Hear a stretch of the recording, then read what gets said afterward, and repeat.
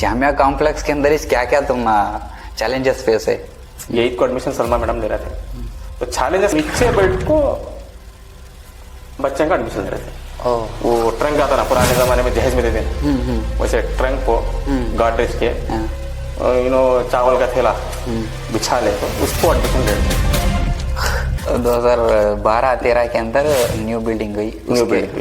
तो उसके बाद से क्या? जब 2010 का रिजल्ट आया, जस्ट 40% रिजल्ट आया हमारा, तब हमें क्या चैलेंज लिए, जब तक स्कूल का रिजल्ट अच्छा नहीं आता यहाँ एडमिशन कौन भी होता है। तो 2011 की बैच वो मेमोरेबल बैच बन गया। तो वो समय रिजल्ट हमारा कैसा आया, 100% आया। 100% रिजल्ट आया ना, कैसा फील हुआ? वो खुशी की इंतहाज नहीं थी। फर्स्ट रिजल्ट हमारा 40%, अब 100% आया। अब एक उम्मीद थी अब ये स्कूल में बच्चे एडमिशन होते हैं। तो मस्जिद के सामने खड़े को बच्चे पाम्पलेट पढ़ते थे, ये स्कूल में एडमिशन ले। APJ Abdul Kalam lab start करे ना, उसका कॉन्सेप्ट तुमने कहाँ से आया? लैब बनाने से पहले सुहेब क्या की ले मज़ार बना ले रहा है बिल्कुल, उसके बारे में क्या था इसका हमारे ऑडियंस को? सुहेब सर कब तो रोएंगी? तुम्हारे खुद के पैसे डाल कर तुम्हें हैंड बिल्स बनाकर मस्जिद के सामने खड़ रही, रात के 2 बजे हुई, 3 बजे हुई, तुम्हें है ना ट्रैक्टर ले जाकर बैनर बन रही, स्कूल का एडवर्टाइजमेंट कर रहे हैं, ये स्कूल को बचाने के बाद। अब वो स्कूल में आकर सैलरी लेने के टीचर्स तुम्हारे ऊपर एलिगेशंस कर रहे हैं कि तुम्हें चोर करके बोला था, तब वो दुख होता भी, आंखें में पानी भी आते। 25 से 40 ईयर्स ये पीरियड क्या होता है, बहुत इंपॉर्टेंट इंसान की जिंदगी में। ये एज में चुने सक्सेस अनसक्सेसफुल होने, जो 25 से 40 ईयर्स का जो क्रूशियल टाइम रहता, मेरी जवानी, वो मेरी जवानी ये स्कूल को दिया मैं। और मैरिज कब है तुम्हारी? शादी कब हुई? शादी स्कूल में हुई थी। लव मैरिज की, अरेंज मैरिज की? इसमें लव मैरिज, मेरी क्या है, लव मैरिज। अस्सलाम वालेकुम रहमतुल्लाहि व बरकातुहू। आज मैं हमारे उस्ताद के साथ पॉडकास्ट कर रहा हूँ।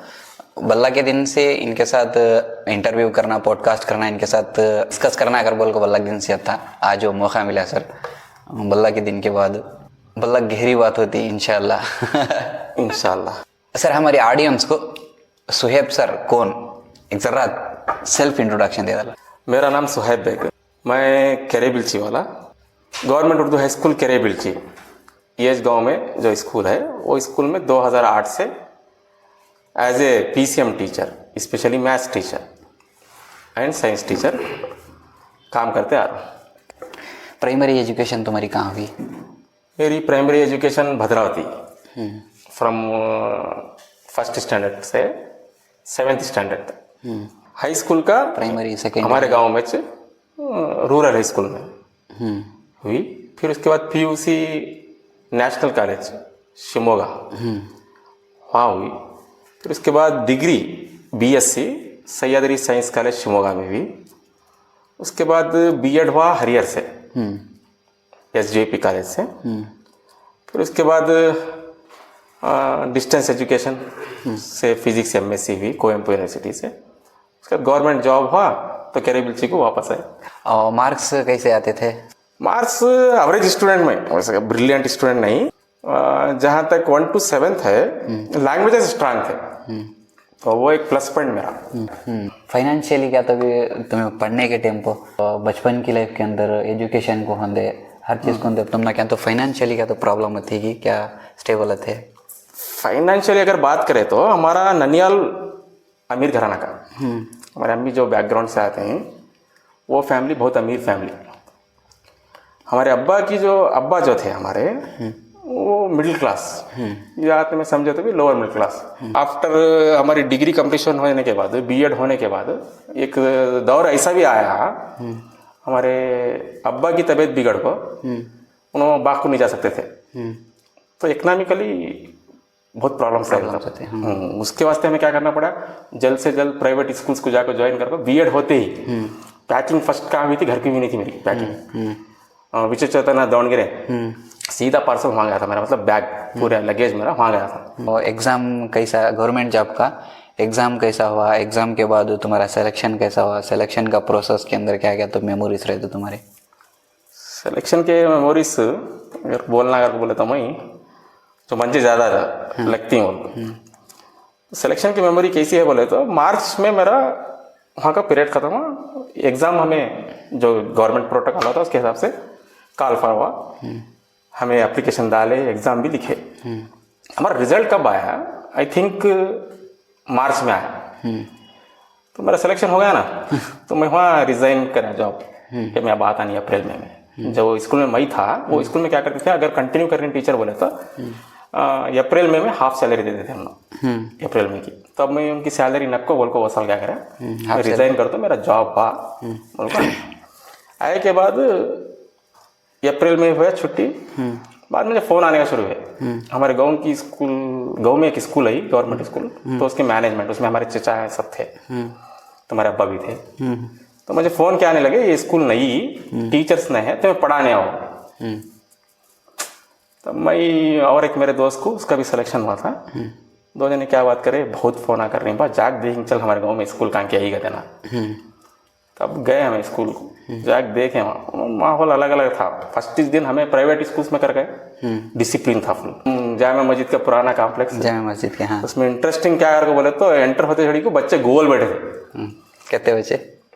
आई थिंक तब 8 को एडमिशन हो रहा था, सलमा मैडम एडमिशन ले रहे थे। 9th को 25 ही थे, 25। उसमें से कितने प्रेजेंट वो दिन थे वो मालूम नहीं, जितने भी प्रेजेंट थे दीवार को पीठ लगा को गोल बैठे थे, बोर्ड के नीचे भी बच्चे बैठे थे। जाते घड़ी को सबसे पहले उन्होंने अस्सलाम वालेकुम लंबा सलाम करे, मुझे अच्छा है। तब मैं उनको बराबर रोज में ऐसा नहीं बैठने सो, ऐसा बैठना सो क्लास में बोल को बिठाए। बाद एक महीना ऐसा चाय पीने का टाइम आते थे ना, बाहर निकलते थे ना, मैं तब चल बबला जाकेंगे वो स्कूल करो, चुप 1-2 घंटे जाकर आते थे। लास्ट दिन क्या बोला हमें, वहाँ से निकलने के दिन नेक्स्ट डे काउंसलिंग थी। तब क्या बोला, नेक्स्ट मई कहाँ तो भी ये स्कूल को आ गया तो बहुत मार दूँ तुम ना बच्चा, ये डिसिप्लिन के मामले में बोले। नेक्स्ट डे काउंसलिंग को गए हमें, जाग देखे तो मैं जब सिलेक्शन हुआ था, वो स्कूल कौन सी थी बोले तो ये स्कूल थी, गवर्नमेंट स्कूल थी। हाँ, वो एक मेमोरी में अच्छा है मुझे सिलेक्शन की लिस्ट में। हाँ, गवर्नमेंट की सैलरी फर्स्ट ही ना, हाउ यू फील? गवर्नमेंट की सैलरी सबसे पहले जब आई 5 महीने के बाद आई, तब कहती थी सैलरी हमारी बोले तो 11,825। तो वहाँ जब मैं प्राइवेट पढ़ाता था 5,000 रुपये सैलरी, रहने घर भाड़ा, ट्यूशन्स में चेक 10,000 आया था मुझे। तब मैं क्या सोचा, गवर्नमेंट जॉब करती ना, यहाँ सैलरी कम है ना, वहाँ ज़्यादा कमाते थे ना। बोलो बात फर्स्ट सैलरी आती है को खुशी क्या ही तो मैं बाइक खरीदेगा। तो फर्स्ट सैलरी मेरी 50,000 कुछ आई थी, वो 5 महीने कुछ मिला को इकट्ठा होगा सब होगा 50 कुछ आई थी। तो उसमें फर्स्ट आई से सैलरी, नेक्स्ट डे क्या कराया मैं तो बाइक लिया। गाँव के अंदर जॉब हुआ तुम्हारा, घर के अंदर कैसा माहौल था, फील कैसा हो रहा था, पेरेंट्स का, भाइयों का कैसा फीलिंग हो रही थी सब? तो 2 जने का साथ में सिलेक्शन हुआ हमारा, छोटे भाई का भी मेरा, उन्हें सोशल साइंस टीचर उसका बेंगलुरु में हुआ। मैं मैथ्स PCM हूँ, मैथ्स एंड साइंस, तो मेरा गाँव में हुआ। तो सबको क्या खुशी करे बोले तो 2 जने का भी GM में हुआ सिलेक्शन। हमारा रूरल कोटा नहीं था, दोनों अर्बन में पढ़ने से भद्रावती शिवमोगा पढ़े ना। तो फर्स्ट खुशी क्या आया तो पेरेंट्स को, बेटा वापस गाँव को आया ना, इतने साल बाहर रहो, गाँव में ड्यूटी मिली ना। इसे गाँव में रहने वाले को उदास क्या थे उन्होंने, गाँव में हमारे साथ हमेशा रहे बेटे को बेंगलुरु में मिली ना। ये घर वाले की फीलिंग। तब बाहर का बेटा घर को आया वो खुशी, घर का बेटा घर में था सो बेटा बाहर गया वो दुख। तो मिक्स एक्सपीरियंस ये थे, वो क्या वो तुम्हारे फीलिंग्स, इमोशंस है ना, मिक्स थे।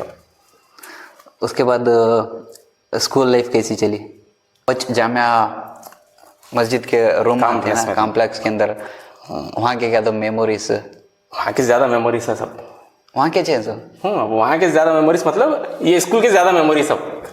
कैसा ज़्यादा मेमोरीज करो बोले तो जब फर्स्ट मैं आया तो ये इंसिडेंट क्या हुआ था, तो तब बाइक नहीं थी मेरे पास, बोला ना फर्स्ट सैलरी में बाइक लिया। मैं जब घर से निकले के बाद जब मैं स्कूल को आया, लगभग एक 30-40 जने थे रिंगा। गांव के मुखंडा भी थे, वो स्कूल की SDMC भी थी, ग्राम पंचायत के लोग भी थे, जामा मस्जिद के जरा बुजुर्ग भी थे, उन्होंने सब जम को बैठी सब की बैठी सो मैं आकर रिपोर्ट कर रहा हूँ बोलो। तो ये तब ज़रा मेरे फीलिंग्स ज़रा चेंज है, क्या इतना बड़ा वेलकम हो रहा ना मेरा यहाँ। वो एक मेमोरी में से मेरे जाता नहीं। तब भी मैं इरादा कर लिया इतना मुझे इज्जत देखो यहाँ, मैं रिपोर्ट करने के टाइम पर हूँ इतने आदमी जमी स्वीट लोग बांट रहे थे। उन्होंने कौन आया कैसी खुशी उनकी? उनकी खुशी क्या थी अब बता वजह। एक तो वहाँ में बोला क्या बोला स्कूल शिफ्ट हो रही तो मैं किया है यहाँ लोग क्या करें भर्ती जम को क्या करें मुझे वेलकम कर रहे हैं। उनका क्या था मेरे से पहले जो सलमा मैडम आए थे उन्होंने फरवरी में ज्वाइन करे, मैं जुलाई में आया। ये 2 परमानेंट टीचर्स और ये जो स्कूल आई वो कंपटीशन में गांव के जितने भी है वो सियासत हो सकती या मोनोपोली हो सकती। पहले एक ही स्कूल थी, लोगों को यहाँ उसकी ज़रूरत पड़ी रहेगा, नहीं तो बच्चे हमारे यहाँ तालाब किनारे से उधर हसूर को जाना तो उनको क्या तो भी कमी महसूस करेगा। जो स्कूल आई वो स्कूल को जब टीचर्स आ रही तो उनको वो खुशी रहेगा। तुमना अच्छा फील हुआ? अभी मेमोरी याद रहती नहीं हो? फील क्या हुआ तब का बोले तो जब मुझे इतनी इज्जत मिल रही बोले तो स्कूल को क्या तो एक करना बोल को एक एहसास पहले दिन ही पैदा हुआ। और बाद में पैदा होने के बजाय जब मैं बाहर रहा सोना अचानक गाँव को ही वो भी अपॉइंट हो गए एक अरसे के बाद। 3 साल का पीरियड जो था स्कूल का उतना याद रहता नहीं, बचपन आना वो अचानक मेरे गाँव में मैं इतना बड़ा इस्तेकबाल करनी बोले तो ये स्कूल को क्या तो भी करेंगे यार। तब एक जरा मोटिवेशन मिला। आई थिंक वो मोटिवेशन कंटिन्यू होले गया वो चैलेंजेस को फेस करते करते। उसके बाद और वो जामिया कॉम्प्लेक्स के अंदर इस क्या क्या तुम चैलेंजेस फेस है? नंबर 1 क्या स्ट्रेंथ का प्रॉब्लम। एक नई स्कूल टीचर्स नहीं है वहाँ, 2 गवर्नमेंट टीचर्स हैं हमें परमानेंट। उसके बाद और 2 टीचर्स है दर्डन Gowda Patil sir best teacher Kannada teacher. उसके बाद एक बेस्ट पी फिजिकल एजुकेशन को नेत्रावती मैडम है। हमें 40 परमानेंट हूँ। 8th को एडमिशन सलमा मैडम ले रहे थे।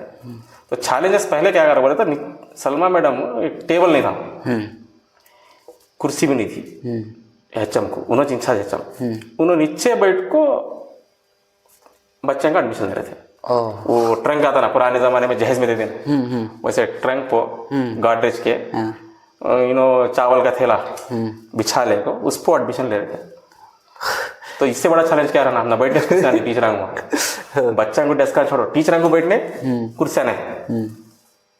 तो अब इमेजिन करो कितने चैलेंजेस थे वहाँ।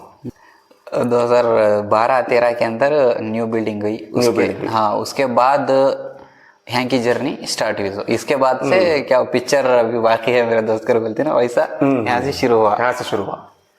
उसके बाद से क्या क्या क्या प्रोसेस हुआ? आज से नहीं हो हमने चैलेंजेस क्या थे स्कूल स्टैंड होना।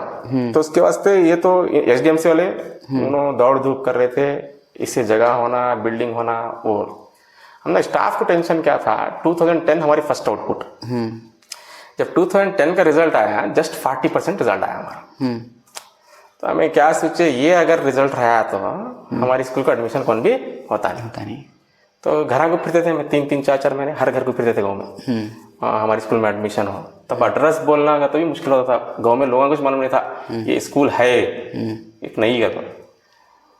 तब हमें क्या चैलेंज लिए जब तक ये स्कूल का रिजल्ट अच्छा नहीं आता यहाँ एडमिशन कौन भी होता नहीं। तो 2011 की बैच वो मेमोरेबल बैच बन जाए कि वो बैच 2008 में 8th को एडमिशन हो रही थी जब मैं आया। तो 8th से पढ़ाया था उनको मैं। हमें क्या सोचे क्या भी करना ये इस बैच का रिजल्ट लगाना। तो उसमें 29 स्टूडेंट्स हैं, 22 गर्ल्स 7 बॉयज। तो वो बैच को जितनी मेहनत में करी हूँ मेरी ज़िंदगी में कोई सी बैच को उतनी मेहनत हुई नहीं।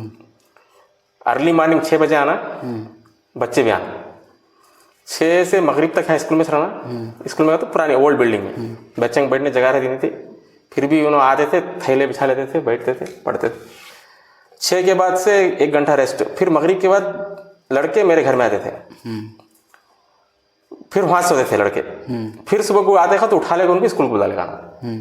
तो वो साल का रिजल्ट हमारा कैसा आया 100% आया। 100% आया। 29 थे, 29 के 29 भी पास हो। हम उनको 7 इडियट्स कहते थे बॉयज को। 7 के 7 भी पास बॉयज, 22 गर्ल्स पास। और बेस्ट बैच हो उसमें आज 17 से ज़्यादा बच्चे मोर देन 17 आज उन्होंने मास्टर डिग्री भी करी जॉब भी कर रही हैं। जॉब भी कर रही हूँ इसमें। 100% रिजल्ट आया ना, कैसा फील हुआ? वो खुशी की इंतहाज नहीं थी कि बोले तो लास्ट टाइम फर्स्ट रिजल्ट हमारा 40%, अब 100% आया। अब एक उम्मीद थी, अब ये स्कूल में बच्चे एडमिशन होती हैं, एक उम्मीद थी। तो 2012 में इसका रिजल्ट भी दिखा हमने। वत्ता हमें एडवर्टाइजमेंट करना है या पॉम्पलेट्स बांटना फिरना, वो नौबत नहीं आई। 2012 में थोड़ा आसानी हुई एडमिशन को, लेकिन प्रॉब्लम्स थे, एडमिशन उतना आसानी से होते नहीं थे। पुराने स्कूल से कम्पीट करना कर बोले। फिर उसके बाद 2012 को जब यहाँ आए हमें, तो अच्छे रिजल्ट के साथ आए हमें। 2011 की बैच जो है वो अच्छा रिजल्ट दी थी, वो अच्छे रिजल्ट के साथ हमें यहाँ आए और स्कूल बिल्डिंग हुई, तो आसानी हुई स्ट्रेंथ आने में। वो साल आसानी हुई, उसके बाद से मुश्किल नहीं लगा तुमने की? लगी मुश्किल, मतलब आसानी हुई गया हमें। मतलब वो काम चुका नहीं, कौन सा घर घर को जाना वो चुका नहीं। हर अप्रैल में क्या करना पड़ता था, हमें पॉम्पलेट बनाना पड़ता। खुद के पैसे से, मेरे पैसे से बनाता था। उसे तुम्हें भी एक बार बांटी हूँ, जूनियर स्टूडेंट्स को बुला लेने का, हर मस्जिद के पास भेजने का, जाओ तुम्हें पॉम्पलेट बांटो। तो मस्जिद के सामने खड़े को बच्चे पॉम्पलेट बांटते थे, ये स्कूल में एडमिशन लो। उसमें रहता था हमारे फीचर्स रहते थे, गवर्नमेंट के जो भी इसके अंदर फीचर्स आते, गवर्नमेंट स्कूल्स के अंदर जो भी बेनिफिट्स रहते हैं उसके अंदर उसके मेंशन करते थे। हमारी स्कूल की स्पेशलिटी क्या है, हमें की डिफरेंट दूसरे से, वो उसके अंदर दिखाते थे, रिजल्ट्स को मेंशन करते थे। हमारे स्कूल के बच्चे हमें खुद जाकर मस्जिद के बाहर जुम्मा के दिन, जुम्मा की नमाज के बाद वो हैंडबिल्स बांटते थे। हम ना एक इंसिडेंट अब भी याद है, एनुअल डे कर को करे थे हम। एनुअल डे को हम ना अभी वो फीलिंग बहुत अच्छी है, उसके बारे में मैं तुम्हारे जुबान से सुनना चाहता हूँ, कैसा? तो चैलेंजेस क्या थे हम ना, लोगों को ये बताना ये स्कूल यहाँ है, हमारा चैलेंज है। तो लोगों को बताना नहीं गाँव में तुम्हारी ये एक स्कूल है बोलकर, उसके वास्ते ही हर साल क्या ना क्या एक करना है प्रोग्राम। तो मैं फखर के साथ बोलता हूँ, केरे बिलची में साइंस एग्जीबिशन करो, किसी भी मालूम नहीं था। 2009 में पहली बार हमें साइंस एग्जीबिशन करे। मकसद क्या, दूसरे स्कूल्स के बच्चे आना, प्राइमरी स्कूल्स के, उन्हें देखना यहाँ एक स्कूल ऐसी है, हाई स्कूल बोलो। बाद पब्लिक, पेरेंट्स, सोसाइटी, अलग अलग हमारे जितने भी यहाँ गाँव के बड़े इदारे हैं, बैतुल माल है, रिफायम है, जामा मस्जिद है, या दूसरे कमेटी के मेंबर्स है मस्जिदा के, उनको बुलाते थे हम इसमें ताकि एडवर्टाइजमेंट हो। तो पहली एग्जीबिशन हमें करे, सक्सेसफुल हुई। उसके बाद जब ये स्कूल का है, जैसा तुम्हें बोल रहे थे ना क्या एनुअल डे होना, एनुअल डे, तो वो कॉन्सेप्ट भी गाँव में नहीं था कि, तो तब 2012 में आई थिंक, नहीं हुआ, 2012-13 की बैच में, तब प्राइवेट स्कूल्स भी हमारे प्राइमरी जो प्राइवेट स्कूल्स यहाँ हैं वो भी उतना जोर नहीं थे। तो एनुअल डे का कॉन्सेप्ट गाँव में नहीं था। तो हमें क्या सोचे, एनुअल डे करेंगे, जरा ड्रामे करेंगे, जरा डांस भी करेंगे, एग्जीबिशन करके हुआ एक बार डांस भी करेंगे, ड्रामास करेंगे। एक्सपीरियंस अच्छा रहा, क्या अच्छा रहा एक्सपीरियंस कर बोले तो तुम्हारे साथ हमें भी गए, गाने आता नहीं था फिर भी गए। डांस का कॉन्सेप्ट कुछ नहीं था हमारे पास, डांस रूम होता है वो भी देखे। तब guest teacher Sabreen Zeenat I think में, उन्होंने 2 जने, उनका रोल बहुत ज़्यादा रहा उसमें। नए जहन के यंगस्टर्स थे, जस्ट बीएड करके आए थे, उनके पास वो आइडियाज़ थे। तो उनके आइडियाज़ लेकर हमें क्या करें, तब यहाँ जो हमारे स्टाफ थे फंक्शन करे। आज भी वो जो, लेकिन एक डर के साथ, एक्चुअल प्लान क्या था तब, वो फील्ड में करने का था प्लान। लेकिन डर क्या था, हाई स्कूल के बच्चे डांस कर रही, ऐसा रहता ना वो, तो हमारे गाँव में वो नहीं था रिवाज। तो इख्तिलाफात पैदा होते हैं, नेगेटिविटी फैलती, बोल को क्या करना पड़ा हमें मजबूरन। अब ये हाल जो है, इसमें हमें फंक्शन करे थे तब। लेकिन आफ्टर उसका फीडबैक जो आया पेरेंट्स की तरफ से, बाद एहसास हुआ नहीं, हमें बाहर ही करना था, ये अंदर करे सो गलती करे। वो एक इंसिडेंट अब भी याद है, नसरुल्ला मामू वो दौर के अंदर ही यहाँ जो चल रहा वो बाहर डिस्प्ले आना, वो भी करे थे। तो एक्सपेक्टेशन हमारा कैसा था, खाली बच्चे रहना, उनके पेरेंट्स रहना। तो पूरी स्कूल से बच्चे कहते थे 90, उनके पेरेंट्स। तो बच्चे हमारे रेडी होते रहते बाजू के रूम में, पेरेंट्स के वास्ते अतश ना बोलकर हमें सोचे थे। लेकिन पब्लिक इतनी आ गई थी, तब बाहर खड़ी थी, तब उनको बुलाकर हमें क्या करना पड़ा, टेक्नोलॉजी नहीं थी, क्या भी नहीं थी, लेकिन उनका शुक्रिया अदा करना हम, उन्होंने ऐसा अरेंजमेंट करे बाहर एक टीवी के, टीवी डाल को। यहाँ जो भी प्रोग्राम चल रहा है बाहर वाले देखना है। हाँ। तो पूरे कॉरिडोर में सब खड़ को देखे थे। तब हमने एहसास हुआ था ये हमें फंक्शन यहाँ करना नहीं था, ये हमें वहाँ करना था, बाहर करना था। बोलो उसके बाद से जर्नी कैसी चली 2013-14 के बाद? 13 के बाद जरा एक दिक्कत क्या हुई हम ना कि अब बच्चा अगर पढ़ना चाहता या पेरेंट्स पढ़ाना चाहते हैं तो गांव में एक आया था प्राइवेट स्कूल्स आ गए थे, शांति सागर हमारी है ना, वहाँ के बच्चे एक बैच आउटपुट हो गई थी 7th की, अब नेक्स्ट एक बैच थी। अब वो जितने भी कॉन्वेंट के बच्चे हैं उन्हें कहाँ जाते हैं, इंग्लिश मीडियम को जाते हैं। तो हमने क्या डर शुरू हुआ, जब कॉन्वेंट सही बोले तो जब बच्चा प्राइमरी उन्हें इंग्लिश मीडियम में पढ़ रहा तो हाई स्कूल भी इंग्लिश मीडियम आप करता उन्हें, उर्दू मीडियम कहा था उन्हें। तो हमारी स्कूल सर्वे करती कि नहीं करती बोल को डर शुरू हुआ था। अब ऐसे सर्वे करना, ये स्कूल सर्वे करना, बचना है अगर बोले तो अब यहाँ इंग्लिश मीडियम की ज़रूरत थी तब उसके वास्ते तब की हमारी SDMC उनका बहुत बड़ा रोल रहा। पूरा उनका उन्होंने जैसा रूम एक्स्ट्रा चार लेते बहुत दूर का सोच कर लेते, अच्छा सुनो दूर का सोच को क्या करे, जब तक ये स्कूल को हमें मीडियम ऑफ इंस्ट्रक्शन इंग्लिश नहीं लाते तब तक स्कूल को बचाना मुश्किल बोल को, तब उनकी जद्दोजहद से यहाँ इंग्लिश मीडियम आया। तो जैसा इंग्लिश मीडियम आया तो और नए चैलेंजेस शुरू हुए। क्या नए चैलेंजेस शुरू हुए तब आफ्टर 2014 की बात है, फर्स्ट बैच इंग्लिश मीडियम की एडमिशन हो रही थी। तब गांव में एक क्या था सवाल बोले तो, अच्छे स्कूल हो वहाँ अच्छा पढ़ा रही लेकिन वहाँ पूरे उर्दू मीडियम के ही ना, इंग्लिश मीडियम पढ़ाने के टीचर कौन है, एक परसेप्शन था। ये जहन में था, तो आदमी के जहन में ये वहम गुमान था। अब हमने नया चैलेंज मिला, तो हर साल क्या होता था हमारे स्कूल में हमने एक नया चैलेंज मिला। तो अब नया चैलेंज क्या मिला, अब English medium stand, Urdu medium stand हुआ, गाँव में नाम भी हुआ, लोग जान रहे पहचान रहे, एडमिशन भी हो रही है, आज उतना मुश्किल नहीं हो रही, आसानी आई। लेकिन अब इंग्लिश मीडियम लाने के बाद लोगों में कॉन्फिडेंस लेकर आना ये स्टाफ पढ़ाने के काबिल है वो, तो वो चैलेंज हमारे वास्ते बड़ा था, बहुत बड़ा। इंग्लिश मीडियम को पढ़ाने के टीचर्स कौन है करते थे हम लोग। तो इसके बाद रफ्ता रफ्ता चलता गया 2015, 16, 17 तो फर्स्ट बैच जो हमारी इंग्लिश मीडियम की है अच्छे रिजल्ट के साथ ही, बहुत अच्छे रिजल्ट के साथ ही। खाली स्कूल की जर्नी के बारे में बोला गया तो अब 1 घंटा में बात करती होती है जर्नी तो हमारी। APJ Abdul Kalam lab start करे ना, उसका कॉन्सेप्ट तुमने कहाँ से आया? तो और वो बच्चों को कैसा इजी होता मैथ सीखने में? जब तक मैं इंग्लिश मीडियम था हमारे पास यहाँ, ये उर्दू मीडियम जब था स्टार्टिंग के पीरियड में, साइंस टीचर नहीं थे, तो मेरा पूरा कंसंट्रेशन कहाँ रहता था, साइंस एग्जीबिशंस के ऊपर रहता था, साइंस के मॉडल्स बनाने पर रहता था। तो मैं साइंस टीच करता था। बाद में जहाँ मैडम CBZ हैंड, तो उन्होंने साइंस लेने का शुरू करे, तो मेरा साइंस से कनेक्शन चुका सिर्फ फिजिक्स से था। 2013 में जब एग्जीबिशन करे हमें, फिर साइंस एग्जीबिशन करे, तब भी मेरा इंटरेस्ट किस में था, साइंस में था।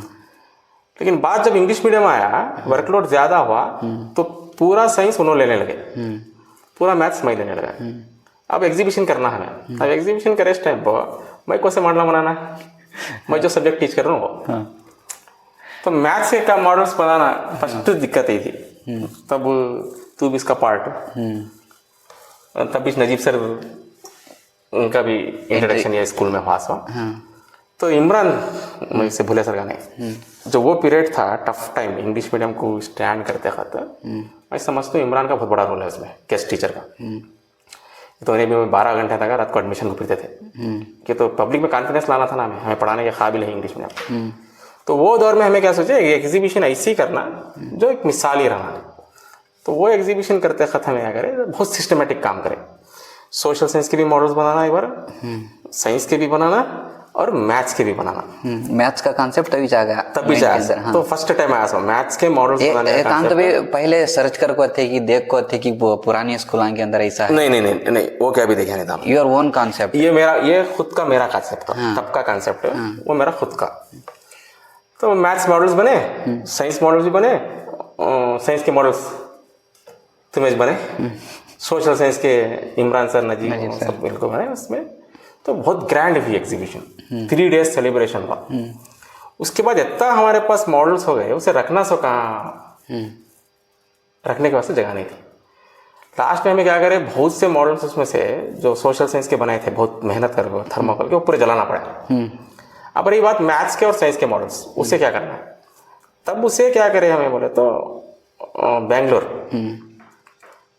की एक स्कूल है, हुदा ग्रुप ऑफ इंस्टीट्यूशन, हमारे गांव के लड़के थे, उन्होंने आकर हमने रिक्वेस्ट करे, हम ना वो देती क्या वो, तो हमें दे दिया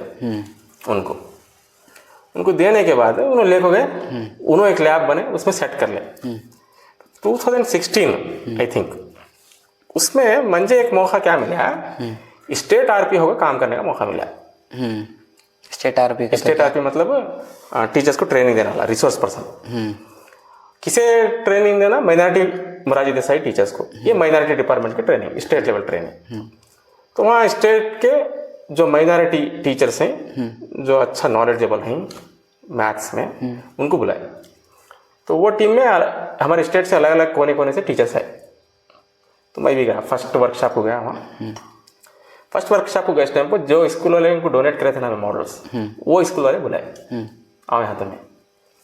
वहाँ जाके देखा तो बहुत खराब दिखा मुझे। क्या दिखा, पूरे हमारे मॉडल्स हैं, खाली उनका सेटअप दीवार फ्रेम है सब, लेकिन उसको मॉडल किसके हैं, हमारे। फिर उसके बाद ट्रेनिंग का सेकंड सेशन स्टार्ट हुआ। फर्स्ट सेशन में हमें गए, करिकुलम बने, सिलेबस बने, वो ट्रेनिंग में क्या देना, मॉड्यूल बने, उसे मॉड्यूल बोलते। फिर जब सेकेंड राउंड हमें ट्रेनिंग देने गए, वहाँ मुझे एकले मिले जो मैथ्स लैब ऑलरेडी बना के थे, याकूब कोई और बोलकर। अब मैं वहाँ क्लास देना था ना, तो हिदायत स्कूल वाले ने क्या बोला, मैं मेरे जो मॉडल्स तुम्हारे पास हैं, मैं यहाँ क्लास कराने के वास्ते, एक सेशन के वास्ते मुझे दियो। तो हमें कार में गए थे, तो वो स्कूल गए, वो मॉडल्स लिए आपको एक्सप्लेन करें। तब जो याकूब सर थे वहाँ, उन्होंने ऑलरेडी मैथ्स लैब बनाए थे। आई थिंक फर्स्ट लैब हो मैथ्स लैब हमारी स्टेट की, बेस्ट लैब। वो मैथ्स लैब का कॉन्सेप्ट उनके पास था। जब मैं क्लास कराया, मैं जो मॉडल्स इस्तेमाल कराया, उन्होंने उसके फोटोज देखे। फोटोज देखो, हमारे जो कोऑर्डिनेटर थे नवीद सर, उनका भी बहुत रोल है मैथ्स लैब बनने में, नवीद सर का, उनको भूरे सर का नहीं। उन्होंने जब उनको फोटोज भेजे, तब उनके याकूब सर के मुझे फोन आया, ये मॉडल्स है ना तुम्हारे, क्यों बने सो, क्या बने सो, मेरी भी लैब है। तब मुझे मालूम उनकी भी मैथ्स लैब है। तब जब उनको मैं सर्च कराया, तो उनके यूट्यूब में उनके वीडियोस भी थे, तुम्हें करीं यूट्यूब में इंटरव्यूज भी है उनके। तुम्हें करीं से उनको मालूम नहीं, उन्होंने करीं से मालूम नहीं। हाँ। तब क्यूरियोसिटी बढ़ी जरा हमारी। क्या क्यूरियोसिटी बढ़ी, एक तो हम ना क्या थी वहाँ बोलते ना, जलन थी, हमारे मॉडल से ही कौन की लैब बना रही, हमें बना रही दे रही दूसरा, हमारी स्कूल में स्टोर नहीं कर रहे उसे। फिर दूसरा क्या था, लाइकमेंट के एक आदमी मिले थे, तो मैं Najeeb sir, Naveed sir plan करें, हमें जाना था, उनकी लैब देखना था। जब उनकी लैब को जाके देखे हमें बहुत ताजुब हुआ। ज़बरदस्त लैब, मैथ्स लैब, नड़ा में, बेलतंगड़ी तालुक, मंगलूर डिस्ट्रिक्ट। और जो सोर्स उन्होंने कलेक्ट करे थे, डोनेशन कलेक्ट कर को लैब बने थे ना, पब्लिक के पास से, पेरेंट्स के पास से लेकर, वो जो सेटअप जो था वो बहुत इम्प्रेस करा। तब हमें क्या सोचे, ये सेटअप हमें भी तैयार कर सकते हैं। तब मैं वहाँ से वापस आते बाद मैं भी नजीब सर बोले, इतना सब देखी उन्होंने, याकूब सर तुम्हें करती हैं क्या, हाँ बोले चैलेंज करते 3 महीने में इंशाल्लाह। 3 महीने का टाइम ले, तो आए वापस हमें। फिर उसके बाद 3 महीने के अंदर लैब बनी, उसके बाद इनाग्रेशन भी हुआ। तो ऐसा है सफ़र मैथ्स लैब का सफ़र। वो एक दिन का नहीं, 3-4 साल का कॉम्बिनेशन के साथ, अलग अलग इंसिडेंट के साथ फाउंडेशन डाले फर्स्ट, उसके बाद स्टेप बाय स्टेप वाइज होते गया। और मैथ्स लैब की ज़रूरत भी थी। क्या था, डिफरेंट रहना। जब हद तक हमें डिफरेंट रहते नहीं, हमारी पहचान नहीं होती। मेरा उसूल भी हो, 1000 जने सफ़ेद कपड़े पहने तो हमें काला कपड़ा पहनना, 1000 जने काला कपड़े पहने तो हमें सफ़ेद कपड़े पहनना, डिफरेंट। जब तक हमें डिफरेंट नहीं होते, सोसाइटी हमें रिकग्नाइज नहीं करती। तो मैथ्स लैब का कॉन्सेप्ट था हमारा, लेकिन उसे कैसा बनाना मालूम नहीं था।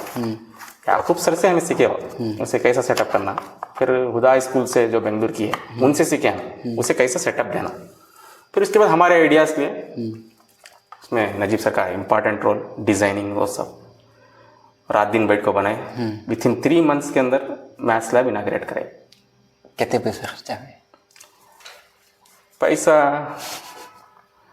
फैक्ट बोलना चाहता हूँ, जब मैथ्स लैब हमें बनाने का शुरू करे, कॉन्सेप्ट क्या था, याकूब सर से मैं वो कॉन्सेप्ट लिया। मैं समझता हूँ आज मेरी दिल की बात मैं कह रहा था, गलत तरीका इख्तियार करे हमारे साथ, ठीक है। तो जितना फेमस हुआ कि मैं वो चीज़ से उतना मुझे प्रॉब्लम भी है। तो मैथ्स लैब का इनिशियल जो हमारा कलेक्शन था पेरेंट्स से या गाँव वाले से, एक इमेज बन गया था ना हमारा, तो लोग ट्रस्ट भी करते थे। अब ट्रस्ट लोग का तो कौन, हमारे रिश्ते के भाइयाँ या हमारे गांव के ज़रा जिम्मेदार साथ दिए, या पेरेंट्स, उन्होंने पूरे पैसे दिए, 1,100 दिया, 1,500 दिया, 1,02,000 दिया, 70,000 कलेक्ट हुए थे हमारे पास। 70,000 कलेक्ट हुए थे। फिर उसके बाद स्कूल के RMSA का कुछ उन्होंने एक थोड़े मटेरियल दे रहे, HM हमारे आई थिंक 6,000 कुछ। उसके बाद खर्च चढ़ा हम। कैसा खर्च मुझे आज भी याद है कितना खर्च चढ़ा, मतलब हमें मटेरियल है उसे पे करना था, पैसे नहीं थे हमारे पास। तो हम ना शर्म भी क्या थी कर बोले तो सबके पास नहीं पूछ सकते थे पैसे हमें, जो हमारे क्लोज हैं, जो हमारे काम को जानते हैं, उनके पास जाकर पूछे तो पैसे आते हैं हम। जो क्लोज नहीं है, जो शक शोबे में रहता, उन्हें दिया तो जताता, नहीं तो उसका पब्लिक में उसे हमारे पर अलग से एलिगेशंस लगते हैं। उस टाइम ऐसे लोगों के पास गए जो लाइक माइंडेड हो, जो स्कूल की तरक्की चाहते हैं, उनसे अप्रोच करें, स्पेशली पेरेंट्स और गांव के थोड़े जिम्मेदार हमारे। उसके बाद हम लोग खर्च चढ़ा उसका। खर्च कैसा, हमें मटेरियल ले थे, बना डाले थे, फिर वो खर्च फिटिया फोम वो सब मटेरियल था। तब खर्च कितना था हमारा 22,000 आई थिंक, 22,000 खर्च था। मैंने क्यों ट्रस्ट करा दुकान वाला? मतलब वो बाद में मैं पे कर लिया, वो पे कर लिया, उनको खत्म हो। तो वो पूरा अगर अमाउंट जमा है बोले तो लोगों को क्या दिखता है बोले तो ये बहुत लाखों की, बहुत 5 लाख 10 लाख ऐसा क्या भी नहीं है। मटेरियल बनाने वाले, मतलब मॉडल बनाने वाले हमें, ये एक स्पेशलिटी क्या हमारी लैब की, रॉ मटेरियल लाने के बाद मॉडल्स बनाने वाले हमें। अब एक मॉडल का कास्ट कैसा बनता, देखने वाले को अगर तुम्हें बेच नहीं करके बोले तो वो 2,000, तुम्हें बना रही करके बोले तो 200 रुपये। अगर हमें खरीदते वो दौर में लैब बनाने के वास्ते खरीदते तो हमने 6 लाख भी होना था, इतनी लैब को होना था। हमें ये लैब को कितने में बनाए, 1,20,000 में बनाया। 1,20,000 में बनाई पूरी लैब सेटअप के साथ। हमने क्या होना था, एक कॉन्सेप्ट होना था। तो कॉन्सेप्ट में उसमें एक थोड़ा पार्ट पहले लैब ये बनाने के पहले भी था। कैसा कॉन्सेप्ट, हमारा लैब का कॉन्सेप्ट क्या, use of technology in education. उसके वास्ते हमने इंटरेक्टिव बोर्ड होना था, ऑलरेडी मेरे पास था, ऑलरेडी मेरे पास था। अगर उसका कास्ट मिला है तो वो 1,00,000 रुपए, 1,00,000 रुपए समझ लिया। उसके बाद मॉडल्स होना था, तो इंटरेक्टिव बोर्ड ऑलरेडी था हमारे पास, स्मार्ट बोर्ड था हमारे पास। उसके बाद वर्किंग मॉडल्स होना था, तो use of technology in education कहते हैं फर्स्ट कॉन्सेप्ट हमारी लैब में। सेकेंड कॉन्सेप्ट हमारी लैब में क्या, लर्निंग बाय डूइंग, तो वर्किंग मॉडल्स होना था। थर्ड क्या, what activity should assign to the student, students को क्या एक्टिविटीज हमें देना असाइन करना। फोर्थ क्या, इवैल्यूएशन। इवैल्यूएशन का पार्ट हमारे पास क्या भी नहीं था तब, इनिशियल जब लैब इनॉग्रेशन में। तो ये 3 चीज़ें थे हमारे पास। यूज ऑफ टेक्नोलॉजी के वास्ते इंटरेक्टिव बोर्ड था हमारे पास ऑलरेडी। तो सेकेंड चीज़ हमें जो लैब बनाने के वास्ते लोगों का साथ लिए हमें, वो मॉडल्स बनाने के वास्ते। तो 50% कास्ट उन्होंने करे हेल्प, 50% ऑलरेडी था हमारे पास। तुमने इन्वेस्ट करे थे खुद के पैसे? उसकी भी स्टोरी कैसे है बोले तो उसका बैकग्राउंड है, ये स्कूल की स्टैंड करना था ना, तो इंग्लिश मीडियम के बच्चे थे और ऑलमोस्ट ऑल वो कॉन्वेंट से थे बच्चे। तो एक ज़रा नयापन लाना था ना, तो मैं एक दिन सच देखते देखते फ़ोन में देखते देखते क्या देखा, एक इंटरेक्टिव बोर्ड देखा। तो उसमें कैसा था, स्टाइलस लेकर फिर तो ट्रायंगल्स फिर रही, सब कर रही। मुझे ज़रा क्यूरियोसिटी, तो क्या करें, प्रोजेक्टर लेंगे फर्स्ट, उसके बाद वो देखेंगे थे। तो प्रोजेक्टर लिया, प्रोजेक्टर लेने के बाद अब उससे मेरा एक टुटका पुटका लैपटॉप था, उसमें बच्चा क्या करता था, क्लासेस दिखाता था, करता था, पीपीटी दिखाए करे, सब करे। फिर उसके बाद CPU खरीदे, तो CPU खरीदने के वास्ते पैसे नहीं थे। तब चंदगिरी से मई जाकर हमारा दोस्त का दुकान था साबिर का, उसके पास खरीदा, वो भी बजाज फाइनेंस से EMI को। EMI को। हाँ। तो वो खरजमज गैस में था। फिर उसके बाद इंटरैक्टिव बोर्ड होना था। इंटरैक्टिव बोर्ड के वास्ते 1 साल पैसे जमाया था इंटरैक्टिव बोर्ड खरीदना बोल को। तब उसका कास्ट कहता था 40,000। मेरी सैलरी कहती थी तब 17,000। तो मैं 2 महीने सैक्रिफाइस करना था उसे। अब CPU जो खरीदे थे हमें 20,000 का, अब 20,000 का तो मेरे पास एक वक्त इतने पैसे रहते नहीं थे। 17,000 सैलरी ना, तो EMI लेना था, EMI करना था। तो प्रोजेक्टर लिया मैं 35,000 का, उसके वास्ते भी EMI, देन CPU को EMI, बाद 1 साल पैसे जमा को इंटरैक्टिव बोर्ड। तो सिर्फ खाली वो डिजिटल क्लास को सेटअप करने के वास्ते 1.5-2 साल लगे मुझे। पैसे भी 1.5-2 लाख के होते गए तब। तो हमारी सैलरी 17,000 जमा को। तो मकसद क्या बोले तो क्लासरूम को डिजिटलाइज करना, बच्चा को कॉन्सेप्ट आसानी से समझाना आ रहा। लेकिन अब वो कुर्बानी तब जब हमें करे, कुर्बानी क्या आगा तो कॉन्सेप्ट गाँव की स्कूल, हमारे बच्चे, थोड़ा नयापन लाना क्लासरूम्स में। अब हमारे जो बीइंग ए टीचर, मेरी प्रोफेशनल लाइफ में मैं कुछ नया सीखना, तब वो करे। लेकिन अब वो सोचे तो अब करती क्या आगा, तो लगता हम आज अब तुम फील होता हमें ऐसा करे थे क्या बोल को। वो सबसे खराब कब दिखा था मैं जगह को बोले तो, एक बार सैलरी लेट हुई थी हमारी। तब सैलरी अब जो होती K2 में वैसा होती नहीं थी। मेरी सैलरी लेट होकर EMI बनाने था मैं, तब उन्हें बजाज फाइनेंस वाला मुझे फोन में गुस्सा करा था, EMI लेट हुई बोल को। लेकिन अब आई लैब में कंप्यूटर्स है, सब है। लैब बनी से हमारी 2016 में, जब हमें इंटरैक्टिव बोर्ड करा में 2015।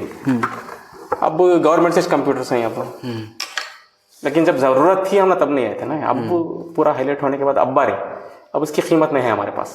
लेकिन जब उसकी कीमत थी हमारे पास तब नहीं थी वो चीज़। APJ अब्दुल कलाम लैब से बच्चों को कितना फायदा हुआ? बच्चों को कितना फायदा हुआ, उसका आउटपुट से हमें एनालिसिस करना। मतलब लैब से पहले रिजल्ट्स क्या थे, लैब के बाद रिजल्ट्स क्या थे। नहीं, नॉर्मली तुम ना वो बच्चों को समझा रही अगर बोले तो कॉन्सेप्ट मालूम हो जाता ना। हमें चाक पे से ब्लैक बोर्ड के अंदर समझाने में भी, मॉडल्स के अंदर समझाने में उनको उससे ज़्यादा वक्त देने के बजाय मैं कम अल्फाज में बोलना अगर बोले तो, विथआउट तुम्हारा टीचिंग एड डिजिटल कंटेंट हो या तुम्हारे वर्किंग मॉडल्स हो, उसके बगैर तुम्हें अगर क्लास ब्लैक बोर्ड पर करा रही मैथमेटिक्स करो बोले तो, एक कॉन्सेप्ट को एक्सप्लेन करने समझ लो 2 घंटे हो गए। वो 2 घंटे के कॉन्सेप्ट को तुम्हें यहाँ है ना 10 मिनट में करेगा, उतना ईजी से समझे जा। और पिक्चराइजेशन है मैथमेटिक्स में, आमतौर पर साइंस में क्या होता है, साइंस से पिक्चराइजेशन ईजी।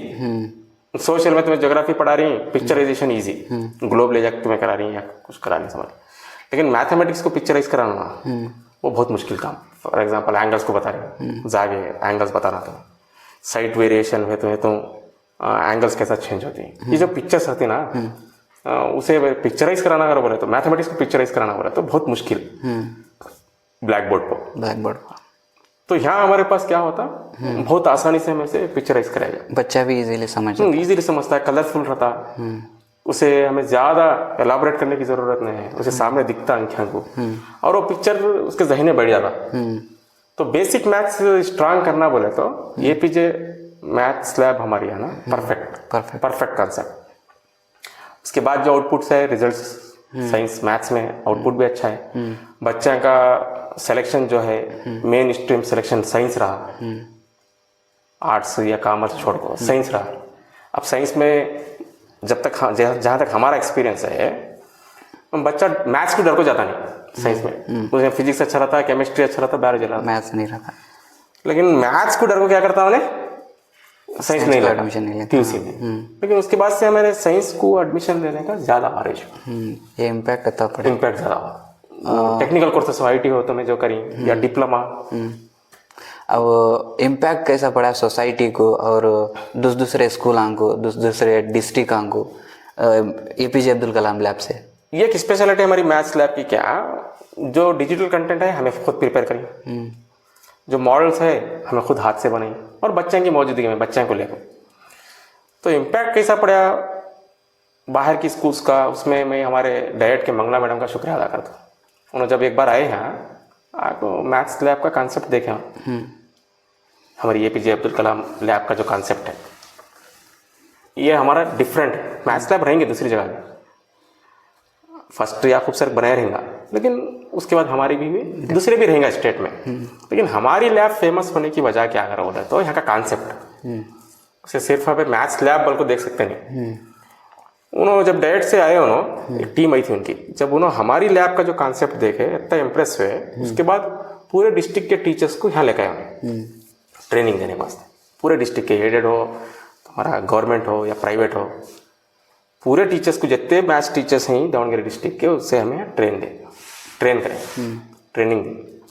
उसके बाद सोशल मीडिया का ज़माना आया, सोशल मीडिया और हुआ, बाहर के लोग हम देखने का शुरू करें इसे। तो मंगलूर से हमारी लैब देखने ही, तुम्हारा अगर करावली गए तो फेसबुक के अंदर ज़्यादा एक्टिव होता तुम्हारा कारवार से, उत्तर कन्नड़ा से हो, फेसबुक से, फेसबुक का इम्पैक्ट हुआ। फिर उसके बाद इधर साउथ में अगर तुम्हें गए बोले तो मैसूर, रामनगर, कोलार, बेंगलुरु। नॉर्थ में अगर तुम्हें गए तो गुलबर्गा है, बीदर है, रायचूर है, HK रीजन के, इधर बेलगाम है, चित्रदुर्गा, आसपास के हमारे शिमोगा। तो ऑलमोस्ट ऑल यहाँ विजिट हुए टीचर्स के। और सबसे ज़्यादा इम्पैक्ट कब हुआ, एक तो ट्रेनिंग देना पूरे डिस्ट्रिक्ट के टीचर्स को, सेकेंड इम्पैक्ट कब हुआ जब हमारे जॉइंट डायरेक्टर JD CTE के, उन्होंने क्या करे, 9 डिस्ट्रिक्ट के डायरेक्ट प्रिंसिपल्स, लेक्चरर्स, उनको पूरा को यहाँ लेकर आए। तो सबको हमारा जो कॉन्सेप्ट है लैब का इतना इम्प्रेस करा, उन्होंने अपने अपने डिस्ट्रिक्ट में जाकर वहाँ के टीचर्स को बोले अप्रोच करें उन्होंने, तो एक बार जाना वहाँ विजिट करना, देखना। तब यहाँ लोग आने का ज़्यादा हुआ। और जब लोग आते गए, हमें भी क्या करते गए, जो कॉन्सेप्ट हमारा है उसे और डेवलप करते गए। इनॉग्रेशन 2016 में हुआ, लेकिन वो लैब अब नहीं है। अब बहुत ज़्यादा कॉन्सेप्ट के साथ, बहुत ज़्यादा मॉडल्स के साथ चेंजेस में, हर साल चेंजेस इसके अंदर है। जरे बात ना तुम्हारे मुँह से हमें सुन को ही लैब बनाने से पहले सोएब क्या कि ले मज़ार बना ले रहा है बिल्कुल, उसके बारे में क्या था इसका हमारे ऑडियंस को? उसका कॉन्सेप्ट क्या है बोले तो, एक रूम स्पेशल रहना जिसके अंदर मॉडल्स भी होना, डिजिटल कंटेंट भी होना, और जो है वर्किंग मॉडल्स भी होना, विथ सिटिंग अरेंजमेंट जो है डिफरेंट, जैसे नॉर्मल जो लैब्स होते हैं, एक टेबल होता है, उसके ऊपर कंपोनेंट्स आगे रहती हैं चीज़ें लैब के, जैसे हमें केमिस्ट्री लैब, फिजिक्स लैब में होता है। तो मैथ्स लैब का कॉन्सेप्ट थोड़ा अलग था। बच्चा को बैठने सिटिंग से डिजिटल बोर्ड पर, इंटरेक्टिव बोर्ड पर एक टीचर टीच कर रहा है, उसके वास्ते सप्लीमेंट एक वर्किंग मॉडल दिखा रहा। ये कॉन्सेप्ट नहीं था। तो लोग क्या समझ रहे थे, ये पागलपन है, इतना पैसा इन्वेस्ट करने का चीज़ से फ़ायदा क्या होता, उसे मज़ार भी कहते थे। मैं उसे क्या बोलता था, जवाब करवा तो वो मज़ार भी, मैं वहाँ का पीर भी हूँ। लेकिन जब इसका इम्पैक्ट हुआ, जब लोग ज़्यादा आने लगे हैं, एक पॉजिटिव रिस्पांस मिला, आउट ऑफ डिस्ट्रिक्ट के टीचर्स आ रहे हैं, पूरे स्टेट से कोने कोने से लोग आ रहे हैं, even though out of state से, हमारे पूना से भी लोग आए हैं। आउट ऑफ स्टेट से जब लोग आ रहे हैं, तब सब क्या सोचेगा, तो इसमें क्या कि है जादू। फिर हमारे गांव के स्कूल में भी हुआ स्टार्ट, मतलब एक रूम ऐसी मखसूस रहना जहाँ सब एंड्रॉइड TV लगा रही, या स्मार्ट रूम कर रही है, उसे सजा रही, कलरफुल कर रही। मज़ार है एक ही जगह नहीं, दूसरी जगह भी मज़ार है, दूसरी जगह भी मज़ार है। अच्छा वाला, दूसरी जगह भी मज़ार है। तो मज़ार को आने वाले कौन, मुरीदा कौन, बच्चे से, बच्चे को कुछ ना फायदा हो रहा। तो एक हमारा गांव क्या हुआ, उसमें लर्निंग हब हुआ, एक नया कॉन्सेप्ट आया स्कूल्स में। ऐसा भी हो सकता, बच्चों को एक लर्निंग एनवायरनमेंट मिला, ऐसा भी सीख सकते हैं ऐसा। तो बहुत जल्दी हमारे गांव वाले क्या करें, गवर्नमेंट से फैसिलिटी, गवर्नमेंट स्कूल से प्राइवेट स्कूल से, उनके मैनेजमेंट से हेल्प करने ना करने, गवर्नमेंट स्कूल से गवर्नमेंट से एड मिलने ना मिलने, लोग क्या करें, टीचर्स जो है सोसाइटी के साथ कनेक्ट होकर उनसे हेल्प लेको ऐसे लैब्स बनाने शुरू हुए। उससे फायदा क्या हुआ, ऑफिसर्स जितने भी हैं हमारे, या डिपार्टमेंट है या दूसरे गांव के टीचर्स जो है, उन्होंने आपको यहाँ ये स्कूल कैसे है गांव में, एक से बढ़ को एक है ना स्कूल, तो हमारे गांव का नाम हुआ। अगर उसे नहीं करते तो उन्होंने भी उसे अडाप्ट नहीं करते तो ये एक स्कूल रहती तो मज़ा आता नहीं था। अब सब स्कूल्स पे तो नज़रिया क्या बना, कैरेबिलिटी एजुकेशन में नंबर 1, वहाँ के स्कूल्स बहुत ज़बरदस्त हैं, वहाँ का एनवायरनमेंट बहुत अच्छा है, एक नज़रिया बने तो मज़ा सब जगह की इसका फायदा भी हुआ। कब तो ऐसा नर्वसनेस क्या तो फील हुआ कि ऐसा कब? बोलने के टेम्पो किसके थे डायरेक्टली और इनडायरेक्टली कौन तो बोले टेम्पो ऐसा कर रहा मैंने वैसा कर रहा मैंने, एक फील होता ना। नहीं, उससे वैसा क्या भी फील हुआ नहीं, क्यों बोले तो जो आको लैब देखा नहीं उन्हें कमेंट ज़्यादा मारता था, जो भी आको लैब का जो कॉन्सेप्ट देखता था ना उन्हें इसके स्कूल में जाकर अडाप्ट करता था। तो ऐसे लोगों को स्टार्टिंग में नेगेटिविटी जब आपके तुम्हारे अंदर रहती ना नेगेटिव, इसको कौन भी बात कर रहा है बोले तो हर्ट होता फर्स्ट में, लेकिन वो रोज़मर्रा का हो गया बोले तो हर दिन का हो गया तो ये रहा सच कर। तो स्टार्टिंग में जब क्रिटिसिज्म आता था वो दिल को लगती थी बात, खाना खाने बैठे इस टाइम पर नहीं तो रात को सोए इस टाइम पर बेचैनी होती थी, यत्ता करे के बाद भी सुनना ना, उसके बाद वो आदत हो गई। अब ये रहा सच है बोलो कि बोले तो साइमल्टेनियस क्या हो रहा था हम ना, एक तरफ क्रिटिसिज्म हो रहा बोले तो 1% था क्रिटिसिज्म, 99% क्या था सोसाइटी से हम ना सपोर्ट मिल रहा था, अप्रिसिएशन मिल रहा था, हिम्मत अफजाई हो रही थी। उसमें मीडिया का रोल बहुत ज़्यादा था, न्यूज़पेपर्स या डिजिटल मीडिया तुम्हारा टीवी, उसके अंदर सभी हमें आ रहे थे। वो एक रंगनाथ सर का इंटरव्यू के अंदर पब्लिक टीवी में पब्लिक हीरो का एक प्रोग्राम हुआ था इंटरव्यू, वो ईटीवी, राज टीवी, दिग्विजय, तो न्यूज़ में आ रही हमें, टीवी में आ रही करके बोले तो ज़रा रहती ना खुशी, चलो 1% क्रिटिसिज्म को इग्नोर करो, ये 99% इतना इंस्पिरेशन मोटिवेशन मिल रहा था उससे हम हाईलाइट हो रहे थे, तो वो एक पॉजिटिव था। एक पॉजिटिव लैब का इतना सब भी हुआ, इसके बाद की जर्नी ज़्यादा नहीं ज़रा समोट को एग्जीबिशंस क्या कैसा एक्सपीरियंस था, उसके बाद लाइफ कैसी हुई एग्जीबिशंस का? एग्जीबिशंस क्या हुआ, एग्जीबिशंस क्या मकसद क्या रहता है एग्जीबिशंस का? 2018 के बाद जितने भी हमें एग्जीबिशंस करें या जो भी एक्टिविटीज़ करें वो स्कूल को स्ट्रेंथ लाना अगर को नहीं रहा। 2008 से 2018 तक हमें फिरते थे घर में, मतलब ये स्कूल को बचाना, यहाँ स्ट्रेंथ आना। आफ्टर 2018 के बाद जो भी काम करें हमें वो ख्वाब हो, क्या ख्वाब हो, हमारी स्कूल इतना फेमस हुई, हमारे रिजल्ट्स भी अच्छा आ रहे हैं, इसे और बेहतर कैसा करना। और जो लैब को जो लोग आते थे यहाँ उन्होंने एक तरफ हम ना हिम्मत अफजाई करते थे, वाह करते थे, बहुत अप्रिशिएट करते थे, देख को अच्छा करेंगे करते थे, उसमें से थोड़े लोग ऐसे आते थे जो सजेशंस भी देते थे। तो हमें क्या करने का शुरू करें, उसके बाद उनके सजेशंस पर काम करना शुरू करें। लोगों का ये सजेशन आ रहा तो उसे पॉजिटिवली उसे काम करें। बाद जितने भी एग्जीबिशंस हुए या जो भी एक्टिविटीज हम स्कूल में करें, फॉर एग्जांपल रोबोटिक्स को इंक्लूड करना, यही को इंक्लूड करना, ये सब क्या तब बोले तो एक ख्वाब हो। हमें हमारे बच्चों को, हमारे गांव के बच्चों को एक ऐसा गांव जिसमें बस्सा आते हैं, तालाब के किनारे है, ये बच्चों को जब ये बच्चे बाहर जाते हैं कॉलेज को सभी वहाँ, उनको वहाँ जो हो रहा, जो सीबीएसई स्कूल के बच्चे पढ़ते हैं, कोडिंग करते हैं, रोबोट्स करते हैं, ये करते हैं, अब ये चीज़ों को उनको हमें यहाँ से फेमिलियर करा देता हूँ। आगे हमारे पास जो ट्रेंड जो चल रहा है या फ्यूचर भी है ये, उसमें अपने अपने अपने जो बच्चे यहाँ के रूरल एरिया के वो बच्चे उसमें बहुत जल्दी अडाप्ट होते ना। फिर एक मुल्क को भी, हमारे सोसाइटी को भी क्या ना क्या उन्होंने कंट्रीब्यूट करेंगे आगे। उसके वास्ते हमें क्या करें, मैथ्स लैब में रोबोटिक्स लैब को इंक्लूड करें। तो ये काम ख्वाब हो 2018 से पहले जो काम करें, हमें स्कूल को बचाने का काम करें, इससे स्ट्रेंथ कैसा लेकर, ये स्कूल कैसा बचना। उसके बाद जो काम हो वो ख्वाब के ऊपर होते गया, और वो ख्वाब कैसी चीज़ करोगे बोले तो वो कंटिन्यू होते जाता। एक हुआ, एक तमन्ना पूरी हुई, दूसरी तमन्ना की तरफ भागो। सितारों से आगे जहाँ और भी हैं, अभी इम्तिहान और भी, उसके बाद अभी ये इम्तिहान बल्ला के हैं, अभी ख्वाबा भी बल्ला के हैं, जाते रहते हैं।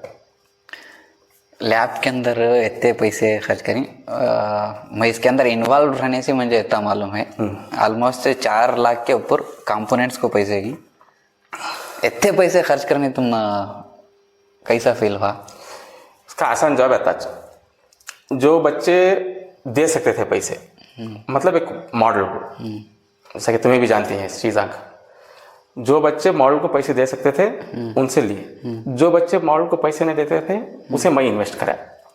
अब मैं इंटरैक्टिव बोर्ड कराया या रोबोटिक्स के मॉडल्स को मैं पैसे खर्च कराया, उसे एहसान क्या भी नहीं। जो स्कूल में मुझे सैलरी मिल रही नियरली 1 लाख गवर्नमेंट टीचर को, अगर ये ड्यूटी में काम तभी बाहर गाँव में करता तो घर का भाड़ा बनना था, बस को की नहीं तो ऑटो की, नहीं तो पेट्रोल को पैसे डालना था गाड़ी, तो मेरा पैसा बच रहा ना हो, सेव हो रहा हो पैसा, उसे अब मेरी स्कूल के मेरे बच्चों को मैं खर्च कर लूँगा तो क्या फर्क होगा। मिसाल के तौर पर मुझे पावर पॉइंट्स बनाना था या जियोजिब्रा आता मुझे, मेरे पास प्रोजेक्टर नहीं है, तो मैं प्रोजेक्टर खरीदा तो गलती क्या करा। उसकी मिसाल कैसा बोले तो एक थरगार घरा बनने वाला मिस्त्री, उन्हें किसका घर बन रहा है कि उसे जाकर पूछता नहीं, मुझे कर नहीं दिला, मुझे और क्या क्या चीज़ रहती ना, बांडली दिला, फोड़ा दिला, उन्हें पूछता क्या, उन्हें उसका खुद का रख लेता, कहाँ जाकर काम करना है कि वो चीज़ें लेको जाता। तो एक टीचर्स के बाद हमें भी रत्ती ना रत्ती हमारे टीचिंग के वास्ते, हमारे प्रोफेशनल डेवलपमेंट के वास्ते जरा ना जरा गैजेट खरीदे तो क्या बनेगा। साल में एक बार एक गैजेट हमें खरीदनी है, समझ लो 5,000 का, कितना हमें टैक्स कितना बन रही है, इनकम टैक्स पता ना हमारा, इनकम टैक्स तो हमें बनना चाहिए। You are getting 8 lakhs around, उसमें से पॉजिटिव। मैं ये बात बोलना चाह रहा हूँ, सॉरी बीच में 2-3 बार बोली हुई, कितना पॉजिटिव माइंडसेट है ना सर तुम्हारा। अभी दूसरे टीचर्स ऐसा अडॉप्ट करे तो कैसा होगा? मैं इतना ओपन कभी बोला नहीं, की बोल रहा हूँ बोले तो कैमरे के सामने एक बार बोल नहीं है, अच्छो दिल में आया तो करती हूँ, नहीं दर्द दिल के वास्ते पैदा किया इंसान को, वरना तात के लिए कुछ कम न थे कर रहा है। प्रोफेशन से मोहब्बत रहना फर्स्ट मेरा, उसमें मैं कर को नहीं है, मेरे जैसे बहुत से हैं, जैसे मैं याकूब सर की बात कराया, उनसे मैं मोटिवेट हूँ वाला, उनको गुरु भी मानता हूँ। उनके जो स्ट्रगल्स है वत्ते मैं शायद नहीं करा, तो अब मैं मेरे प्रोफेशनल डेवलपमेंट के वास्ते getting handsome of salary 8 lakh कर रहा हूँ, उसमें से मैं साल को 5,000 10,000 खर्च कर रहा हूँ, बोले तो 20,000 खर्च करा तो क्या है। और जो स्टूडेंट्स को मैं पढ़ा रहा हूँ उनसे मैं खा रहा हूँ, अब जब मैं उनको पढ़ा रहा हूँ उनसे मैं खा रहा हूँ, मतलब दरमा सैलरी वो बच्चा से 600। अगर वो बच्चे स्कूल में नहीं आते तो मैं शिफ्ट होकर आता जाता था, स्कूल शिफ्ट होकर जाती थी। ये स्कूल बच्ची से किसके वास्ते, बच्चा के वास्ते, बच्चा का एडमिशन हो रही सोचते। अब वो बच्चा को मैं क्या करना, क्या तो एक देना ना, उससे बोला समझ दर्द दिल के वास्ते पैदा किया इंसान को, और न तात के लिए कुछ कम न थे कर रो भाई। इतना सब भी पैसे इन्वेस्ट करी ना रोबोटिक्स लैब के अंदर, जरा ऐसे भी चीज़ें सुनने में, क्या खिलौने बना रही एग्जीबिशंस करने के टेम्पो, क्या ये खिलौने चिपके कारा इसके जैसे रेडीमेड ला को हाथों भी दिखा सकती, ऐसे डायरेक्टली नहीं बोलते, डायरेक्टली बोले वाले का आंसर दे देते हैं, इनडायरेक्टली बोलने वाले हमको हमारी ऑडियंस के सामने, कैमरे के सामने का तो 1-2 वर्ड्स जो रोबोटिक्स के बारे में। फॉर एग्जांपल हमें टेस्ला कार के बारे में बात करते हैं। टेस्ला कार कोसी बेस पर काम करती है, auto pilot automation, almost auto pilot. क्या भी सामने आया तो रुक रहा। अब हमें बच्चे को बताना कि नहीं वो कैसा रुक रहा बोल को, तो बच्चे क्या बोलती, अगर अंधे अखीरे रहे तो अंदर जिन चला रहा था, हमें जिन कौन करके बताना। तो एक नॉर्मल आदमी जो तुम्हारे बारे में गलत ख्याल रखता, उसे क्या दिखता वो को बोले तो खिलौना को दिखता। जो आदमी पॉजिटिव अप्रोच रखो वो मॉडल को देखता, जैसा कि हमारी लैब में है, क्या भी ऑब्जेक्ट आते उसे डिटेक्ट करको उन्हें ऑटोमेटिक पीछे जा रहा। तो हमें बच्चे को जो हमने क्रिटिसाइज कर रहा, ये एक खिलौना मैं वैसे को बोल रहा हूँ। उन्हें जब ऑब्जर्व करता वो चीज़ पीछे आने का रहता उसके पीछे कोडिंग रहती। तो हमें बच्चे क्या दिखा रहे हैं, टेस्ला कार क्यों वर्क करती, उसके पीछे उसके पीछे कौन सा सेंसर्स रहते हैं, उसके पीछे कोडिंग का तो क्या कोड किसे बोलते हैं, ये रहते वो हमें बच्चे को दिखा रहे। सामने जो क्रिटिसाइज कर रहा है उसे क्या लग रहा है, वो खिलौना लग रहा। अब ये बच्चा जो उससे कॉन्सेप्ट ले रहा सेंसर्स का तो क्या, सेंसर्स कैसा काम करती हैं, उसे मोटर ड्राइवर्स कैसा काम कर रही, उसके पीछे ब्रेन जो बोलते हैं हमें नहीं माइक्रो कंट्रोलर्स, आर्डिनो उसके अंदर तुम्हें जो फीड कर रही लैंग्वेज कोडिंग करके बोलते, उससे बच्चा इतना इंस्पायर्ड होता, उसके अंदर एक मकसद आया था, नेक्स्ट मैं भी टेस्ला कार बनाना था, इनोवेशन सर। तो जो क्रिटिसाइज कर रहा है उसे खिलौना दिख रहा, लेकिन जो बना रहा और जो बच्चे उसे डिस्प्ले कर रहे हैं उनको मालूम है उसके पीछे कितना काम लगा। अभी क्या क्या एक ऑर्डिनरी टॉय कैसा रहता, इसके पीछे क्या काम है। टेक्निकली समझदार को इशारा काफी टेक्निकली जो समझदार रहता उन्हें देखता, उन्हें खुद अलगारिदम पर काम कर रहा, दिन सारे रील्स देख रहा, उसे जो रील्स देख रहा है अब हमें वो है प्रॉब्लम हो रहा क्या है, हमारे बच्चे यूट्यूब देख को हाल हो रही है, या शॉर्ट्स देखो या इंस्टाग्राम रील्स देखो बर्बाद हो रही है, हमें बोल रही है बच्चे को ख्वाबिश दे रहे हैं। क्या ख्वाब दे रहे हैं, व्हाट्सएप की, फेसबुक के, मेटा के जो है इंस्टाग्राम, सोशल मीडिया के जितने भी प्लेटफॉर्म्स रहते, उसे जो ऐप्स वो बने ना उन्होंने कितने पैसे कमा रहे। स्क्रॉल करते खत अलगारिदम हमें जो पसंद करते हैं वो किया आ रहा, बच्चे को बताना हमें आज नहीं तो बच्चा क्या करता, वो उसे इस्तेमाल करके बिगड़ रहा ना, वो बच्चे क्या बताना ये बनाए के बाद तो पैसे कितने कमाए, अब वो कौन बताना, हमें तो बताना। और हमें बताने का रहा तो हमें से एडवांस टीचिंग करना, मतलब जो दुनिया में चल रहा है वो उससे हमें क्या करना, तारुफ कराना उसका।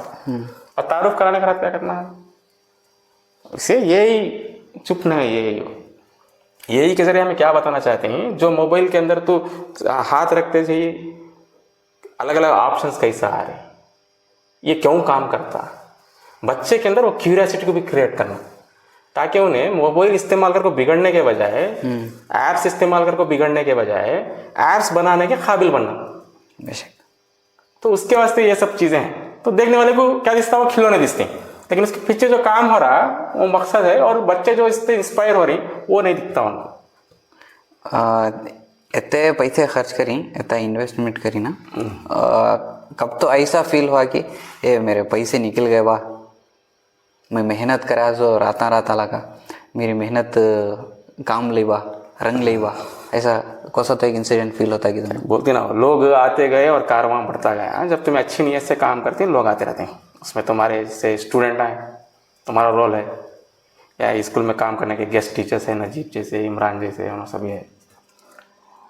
जब हमें काम करते हैं, काम करने के बाद जो क्रेडिट सोसाइटी की तरफ से मिलता है और बच्चों में जो फीडबैक आता है, फिर बच्चों का जो आउटपुट जो निकलता है, आउटपुट, वो आउटपुट को देख को बाहर के लोग, ऑफिसर्स जो ये गाँव में पहले घुसते नहीं थे, बस आती नहीं थी, कहाँ से कुछ लोग आ रहे हैं, तुम्हारे हायर ऑफिसर्स आ रहे हैं, IAS ऑफिसर्स आ रहे हैं, उनके सामने हमारे बच्चे रूरल एरिया के खड़को इंग्लिश में बात कर रहे हैं, उनके क्वेश्चंस को आंसर दे रहे हैं, और उन्होंने उसे ले जाको दूसरी जगह ट्रेनिंग्स के अंदर उन्हें बता रहे हैं। इससे खुशी की बात क्या, तब वो रात को तुम्हें नींद जागे सो, तुम्हें पैसे खर्च करे सो, सब भी याद आता नहीं। तो जो भी हो आउटपुट से है सो, तुम्हें क्या भी करो, लैब बनाओ, तुम्हें डिजिटल कंटेंट बनाओ, तुम्हें मैथ्स लैब बनाओ या रोबोटिक्स लैब बनाओ, वो बनाए सो, वो मेहनत करे सो, उसके ऊपर इन्वेस्ट करे सो। सबसे कीमती चीज़ यहाँ क्या, वक्त। पैसा इन्वेस्ट करने वाले मिल जाते हैं। अब ATL लैब्स गवर्नमेंट स्कूल में बहुत जगह है, विथ 25 लाख का प्रोजेक्ट हो, उनके पास कंपोनेंट्स हमारे से ज़्यादा है, लेकिन मॉडल्स हमारे पास है ना होते नहीं, हमारे पास जितने कोड है होते नहीं, ये ग्रेट अचीवमेंट हमारा। अब वो इतना सभी हमें करने के बाद फल क्या, आउटपुट। जब बच्चे उसे बोलते हैं तो हमने क्या महसूस होता, हम छोड़वा हमें रात से जागे सो, हमें 4-5 जने मिल को 3 बजे तक की, 4 बजे तक की 16-16 घंटे काम करे सो, ये सब भी हमारा तब चीज़ हुआ जैसा लगता, और वो थकान महसूस भी होती नहीं। और सबसे ज़्यादा क्या कीमती, वक्त। हमें इतना वक्त दिया ना उसे, उसके पीछे उसका फल क्या, आउटपुट। एक इंसिडेंट मुझे अभी याद है, वो नीचे एग्जीबिशन कर रहे थे ना, एक छोकरा, उसका नाम क्या है मुझे याद नहीं आ रहा, कौन के अगले आको पूछे ये कहीं का हुआ, इसके साथ ऐसा क्यों कर सकती हैं, बोल उल्टे सीधे ऐसे क्वेश्चन कर रहे थे। इतना इजी वे के अंदर उन्हें समझाया, हजरत हमें क्या हुआ तो बना सकते हैं हजरत, टीचर हो ना आप पूछ रहे हैं सो, हर पिन को इतना अच्छा डिस्क्राइब करा उन्हें, बहुत खुशी हुई। वैसे बच्चों को देखो बहुत ट्राई करो, समझती हो ना उस सर्क्यूट डायग्राम का तो क्या। अब हमें नॉर्मली फिजिक्स क्लास करा रही है, इसके अंदर सर्क्यूट डायग्राम दिखा रही बोर्ड पर, ब्लैक बोर्ड। बच्चे को स्विच मालूम नहीं, बच्चे को प्लस माइनस मालूम नहीं है, जाने वो नको इंजीनियरिंग कर को आया उन्हें, मैकेनिकल इंजीनियरिंग करे, उसे असेंबली जोड़ने नहीं आ रहा, मैकेनिकल पार्ट्स को जोड़ने नहीं आ रहा। हमारे छोटे बच्चे जोड़ रहे हैं, डिप्लोमा को जा रहा उसे कितना वोल्टेज देना मालूम नहीं है, उसे इलेक्ट्रिकल में है। हमारा हाई स्कूल का बच्चा उसे इतने वोल्टेज होना, उनको मल्टीमीटर लेकर चेक कर रहा है। बच्चे सॉल्डरिंग करने लेको सॉल्डरिंग कर रहे हैं। इससे बड़ा अचीवमेंट और क्या होना। स्कूल के बारे में लास्ट एक 2-3 ऐसे इंसिडेंट शेयर करो। डायरेक्ट क्वेश्चन पूछ जाता, मैं घुमा फिरा को जाता नहीं। बेजार कब हुआ तुमने स्कूल से? बेजार कब होता, अब बहुत से लोगों को लगता है जब हमें नाइट क्लास चलाती हैं बच्चों को, तो या एग्जीबिशंस करते हैं, सबको क्या एग्जीबिशन एक जगह दिखते, एग्जीबिशंस हमारे या वर्किंग मॉडल्स हमारे जितने लैब में है, वो आंखें दिखती हैं लोगों को। वो दिखने के बाद क्या दिखता, पैसा कहाँ से आया दिखता, तब वो हमारे पास शक को शोबे शुरू करते हैं, है नहीं। जो काम हमें 1 रुपया नहीं सरकार, नाइट क्लास चलाते ना, सब करते ना, वो लोगों को नहीं दिखता। वो चलो लैब का आज ओपन क्वेश्चन मेरे सामने आएगा तो मैं भी ओपन आंसर देता हूँ। हमारी लैब आज अप्रॉक्सीमेट 10 लाख की है। पब्लिक इन्वेस्टमेंट कितना है इसमें? पब्लिक इन्वेस्टमेंट इनिशियल स्टेजेस में जो 70,000 पब्लिक दी थी वो बाद और एक इंस्टीट्यूशन से हमारे बेंगलुरु से, जिन्हें हमें मॉडल्स देते थे, ये लैब बनने से पहले जैसे हमें मॉडल देते थे, उन्होंने एक वादा करे जो 4th फेस है हमारा, इवैल्यूएशन करना हमें बोलो लैब का, उसके वास्ते कंप्यूटर्स दिए उन्होंने। कितने दिए उन्होंने? 50। अब हमारे पास 10 हैं कंप्यूटर्स, उसमें से 50% कौन होती है? तो चलो उसके 80,000, ये 70,000, सही 1.5 लाख। फिर उसके बाद छोटे छोटे चीज़ें जो गिफ्ट करे अगले, अभी फॉर एग्जांपल हमारे डॉक्टर साहब प्रोफेसर मुजम्मिल सर, उन्होंने एक बार आए, स्पीकर्स नहीं थे हमारे पास, उन्होंने स्पीकर्स दिए। बट उनके ऑर्गेनाइजेशन से हमारे पास ऑलरेडी यूपीएस था, उसे एक बैटरी होना था, छोटा यूपीएस होना था, वो एक दिया उन्होंने हेल्प करे।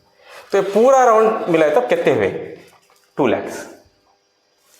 हमारी लैब में कौन तो भी आनंद है, जितने भी हमने पैसे दिए कि मंजे ये लैब को देंगे, टोटल इन्वेस्टमेंट 2 लाख।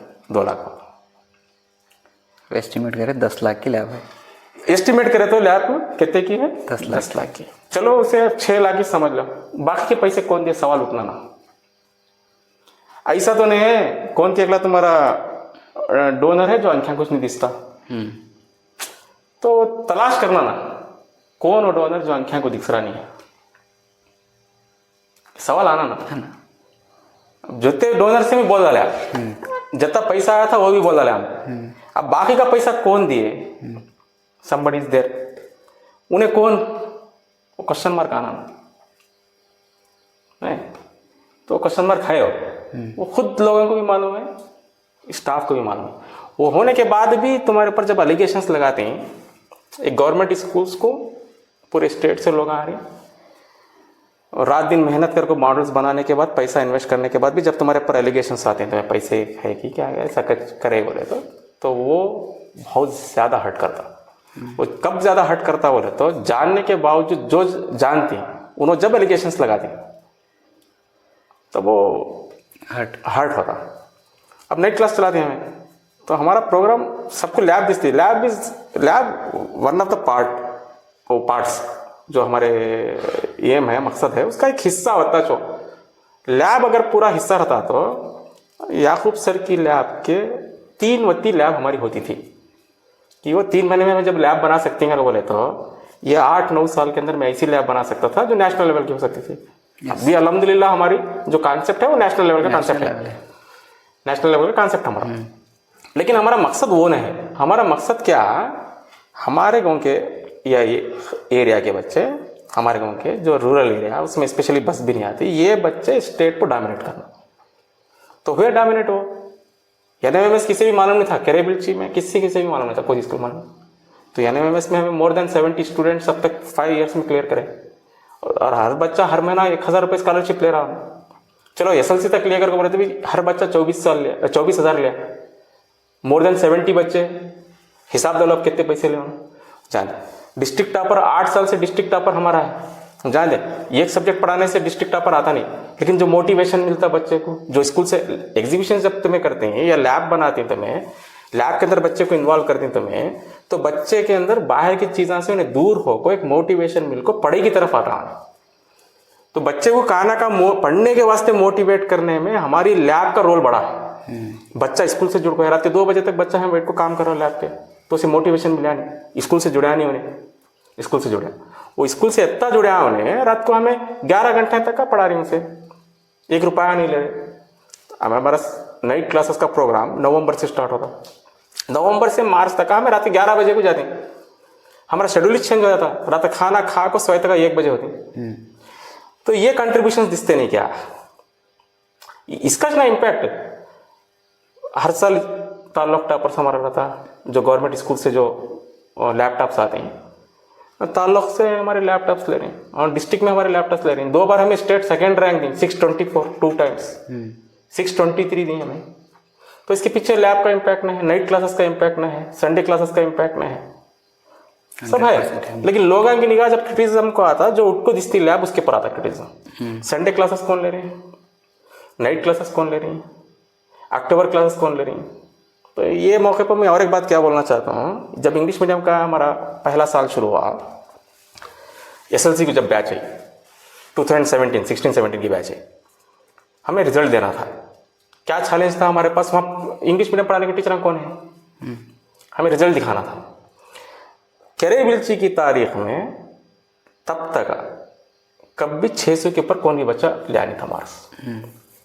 तो मैं, इमरान, नजीब, हमें सब बैठे थे, खलील भी था उसमें, बड़ी टीम थी वो यंगस्टर्स की जो जस्ट बीएड करके आउटपुट है। तो मैं क्या सोचा, इनको लेना किसी हालत से, उनका काम देखा था मैं एग्जीबिशन। तो एक कॉन्सेप्ट क्या बोले हम उनको, समर क्लासेस चलेंगे कई को। हमारे गांव में कौन भी बच्चा 600 क्रॉस कराया नहीं, हमें अप्रैल में से पढ़ाने का स्टार्ट करें तो अक्टूबर को सिलेबस खत्म हुआ। अक्टूबर से उधर बच्चा 6 महीने रिवीजन करा तो हमें स्टेट रैंक भी ले जा, डिस्ट्रिक्ट रैंक की बात क्या, स्टेट रैंक भी ले जा। तो वो साल हमें क्या करे, पहली बार समर क्लास स्टार्ट करें, अप्रैल के छुट्टियां से एसएलसी को पढ़ाना शुरू करें। कोसी गवर्नमेंट स्कूल में भी एक कॉन्सेप्ट नहीं है, उसमें बच्चे आए भी, इन्वॉल्व हुए भी, उनको जो हमें सिखाना था फायदा भी उठा लिया, लर्निंग बाय डूइंग से कॉन्सेप्ट को सिखाए, सोशल साइंस हो, मैथ्स हो, साइंस हो। वो साल हमारा पहली बार कैरेबिलची की तारीख में 600 क्रॉस करा, 602।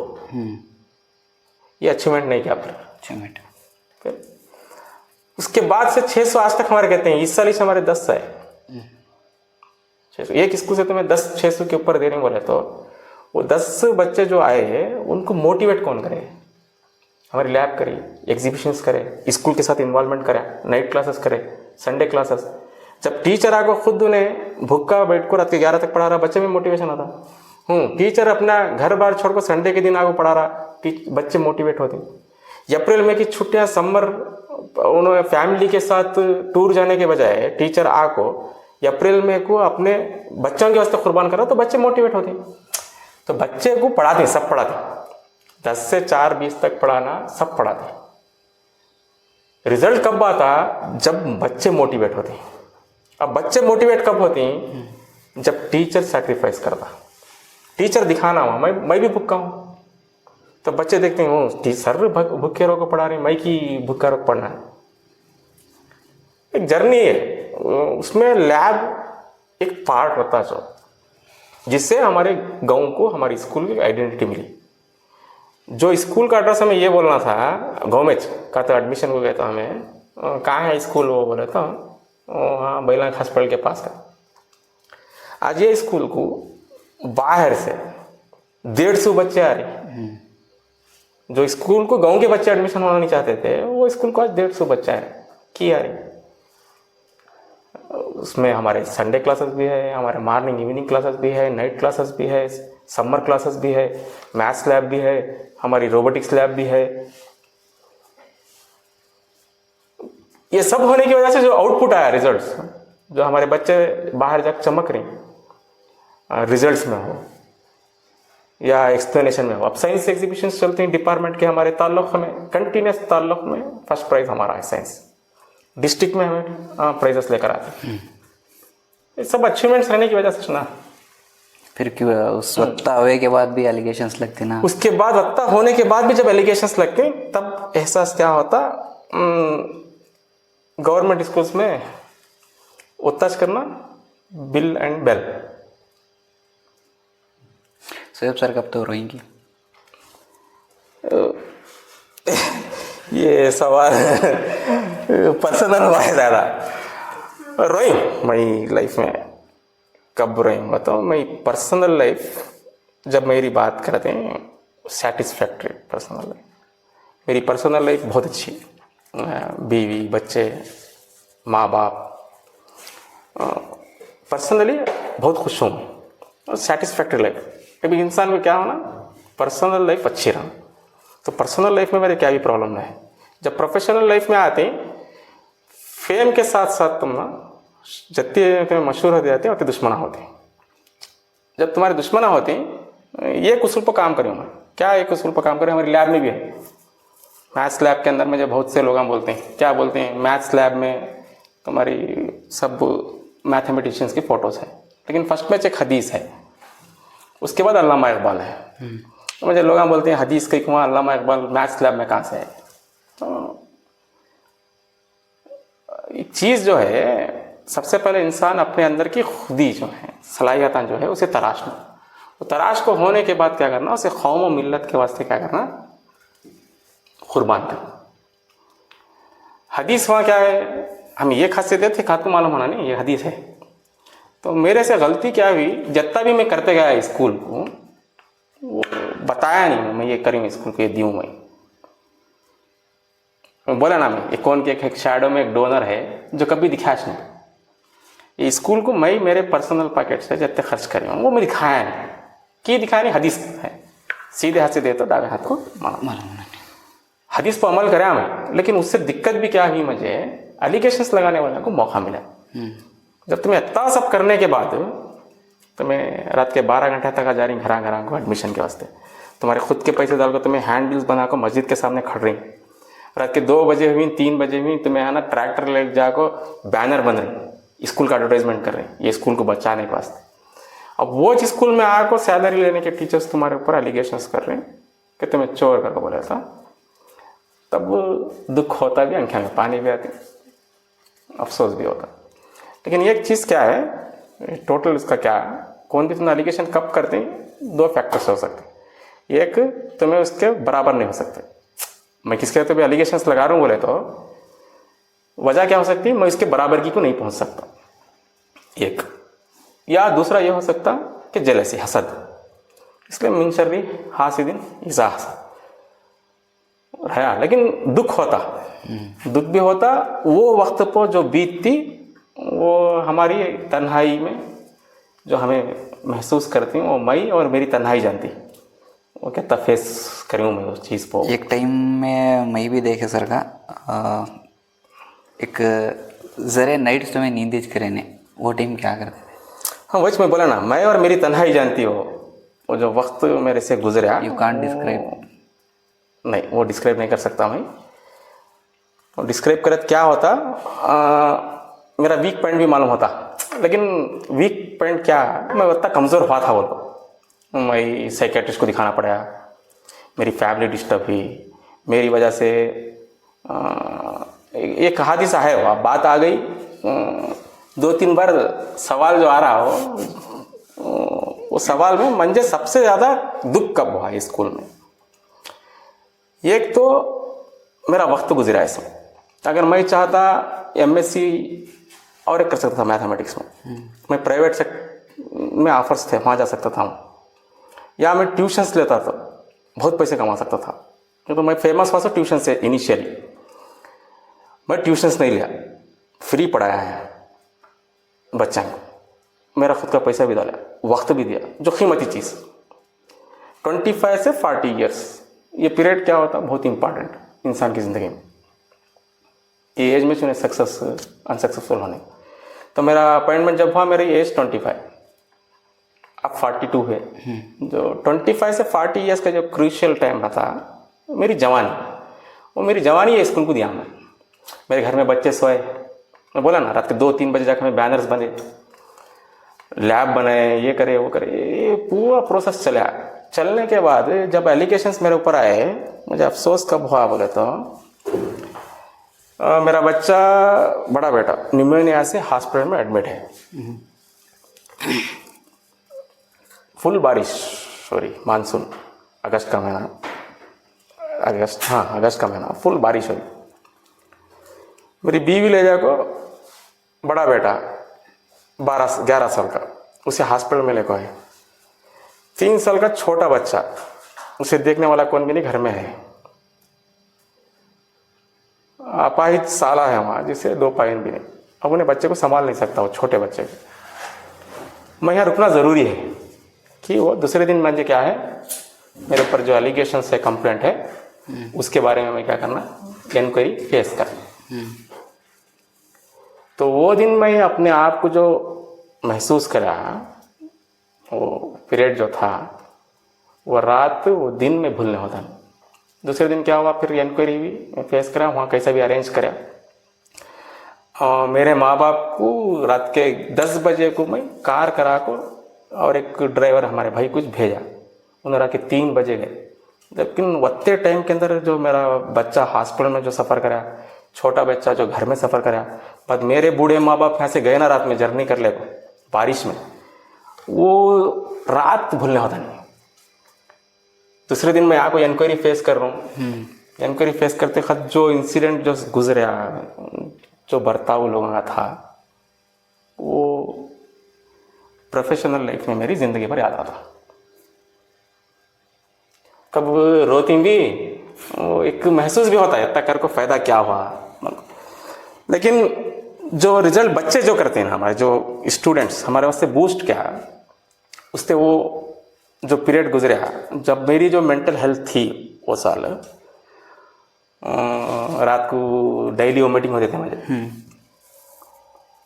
कब मेरे तब वोमिटिंग होते थे, बाद साइकेट्रिस्ट को दिखा को ट्रीटमेंट, जो वो प्रोसेस से मैं गुजरा, वो प्रोसेस से गुजरने के बाद जो रिज़ल्ट आया, रिज़ल्ट स्कूल का, हमारी स्कूल का जो रिज़ल्ट आया, उसके बाद जो बच्चों का जो प्यार मिला, वो सब गम भुलाता, लेकिन याद रहता हो, एक चुप को रहता हो।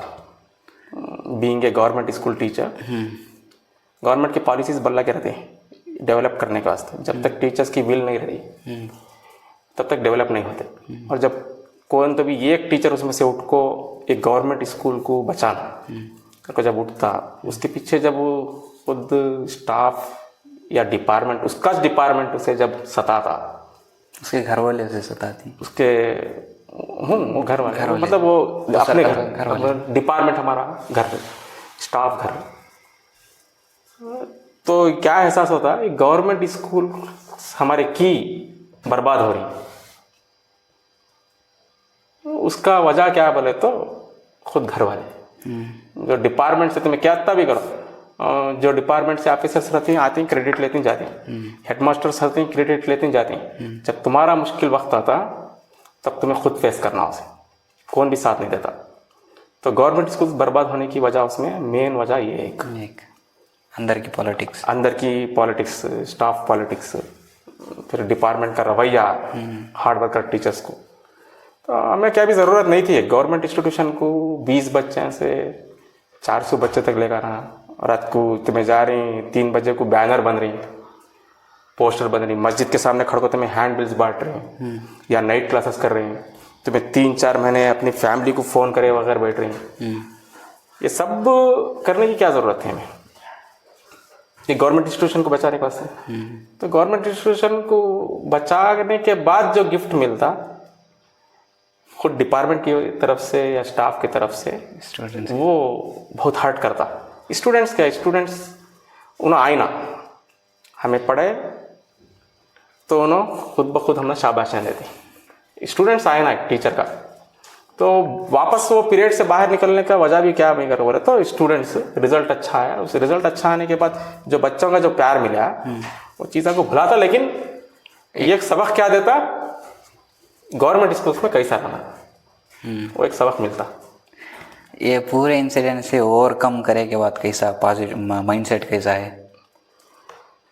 माइंडसेट कैसा है आप बोले तो कुछ भी करने से पहले संभल को करना, एक चीज़। दूसरी चीज़ क्या, तुम्हें कर रही है वो दिखाना।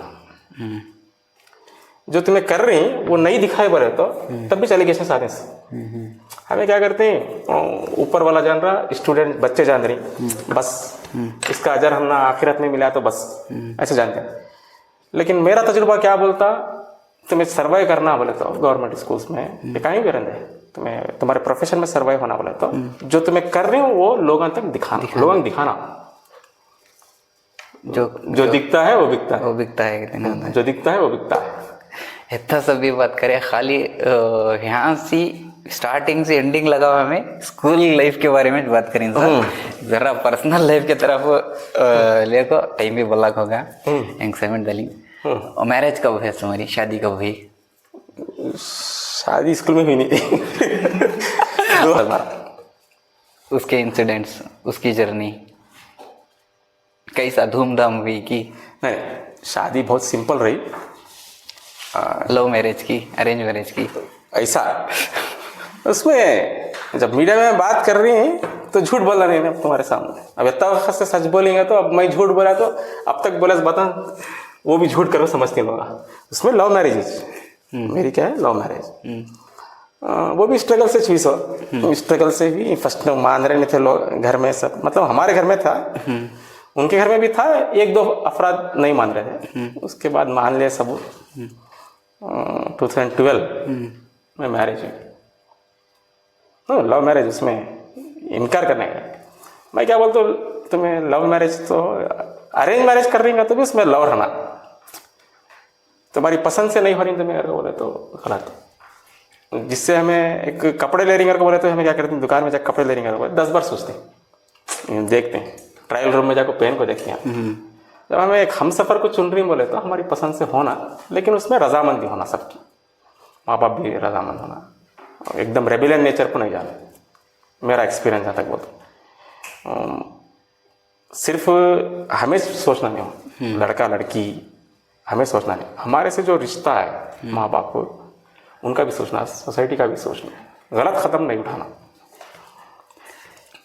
शादी के बाद के एक्सपीरियंसेस ज़रा।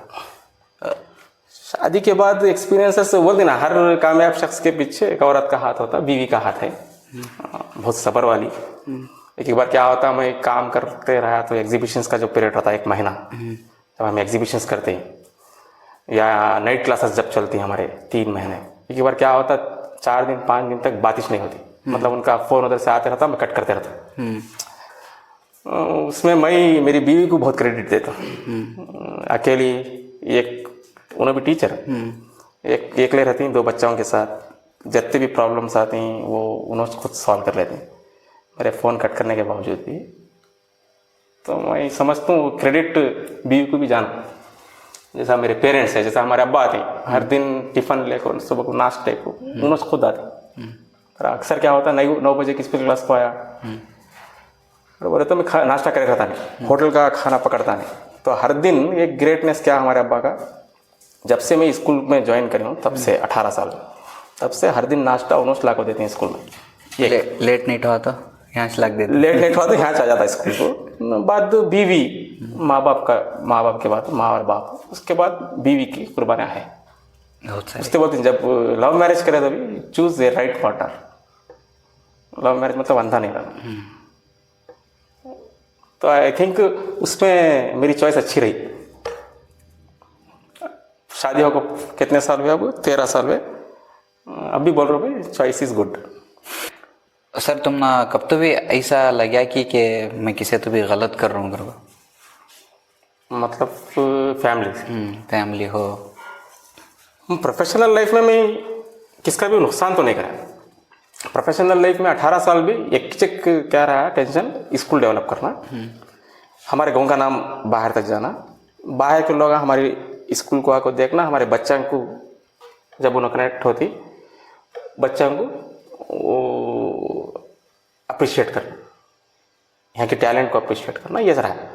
यहाँ का भी ऐसा मुझे महसूस नहीं हुआ, लेकिन हाँ फैमिली को जहाँ टाइम देना था मैं, मुझे लगता कि फैमिली को टाइम दिया नहीं। जैसा कि अब पहले होता था, मेरा बड़ा बेटा अब 7th स्टैंडर्ड में है, 12th ईयर, जब उन्हें छोटा था मैं आ रहा हूँ बोले तो उन्हें वेट करते बाहर बैठता था। मैं जाने था कभी सिरसी को, यहाँ से 3 घंटे का जर्नी होने था, कभी बैठा, लेकिन अब वो नहीं रहा। तो उसमें गलती मेरी है। वो अटैचमेंट डिटैच होने की वजह क्या, मैं वो वक्त नहीं दिया फैमिली को, फैमिली की तरह वो देना था।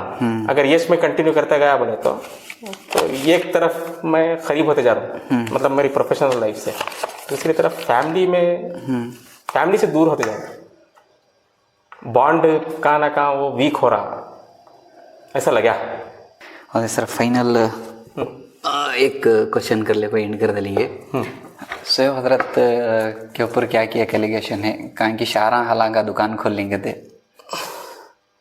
घर में है, हमारे घर में है शाला हरा,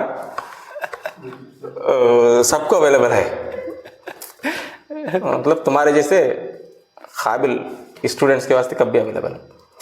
शाल हार जहाँ तक मैं बोलता हूँ एक वजन चीज़, लोग जिसे मिल को नहीं रहता उन्होंने क्या समझती बोले तो उनको देखो स्टेज पर अवार्ड ले रही हैं, बेस्ट टीचर अवार्ड ले रही हैं, शाल हार। लेकिन हम ना शाल हार कैसा लगती करके बोले तो वो उस काम को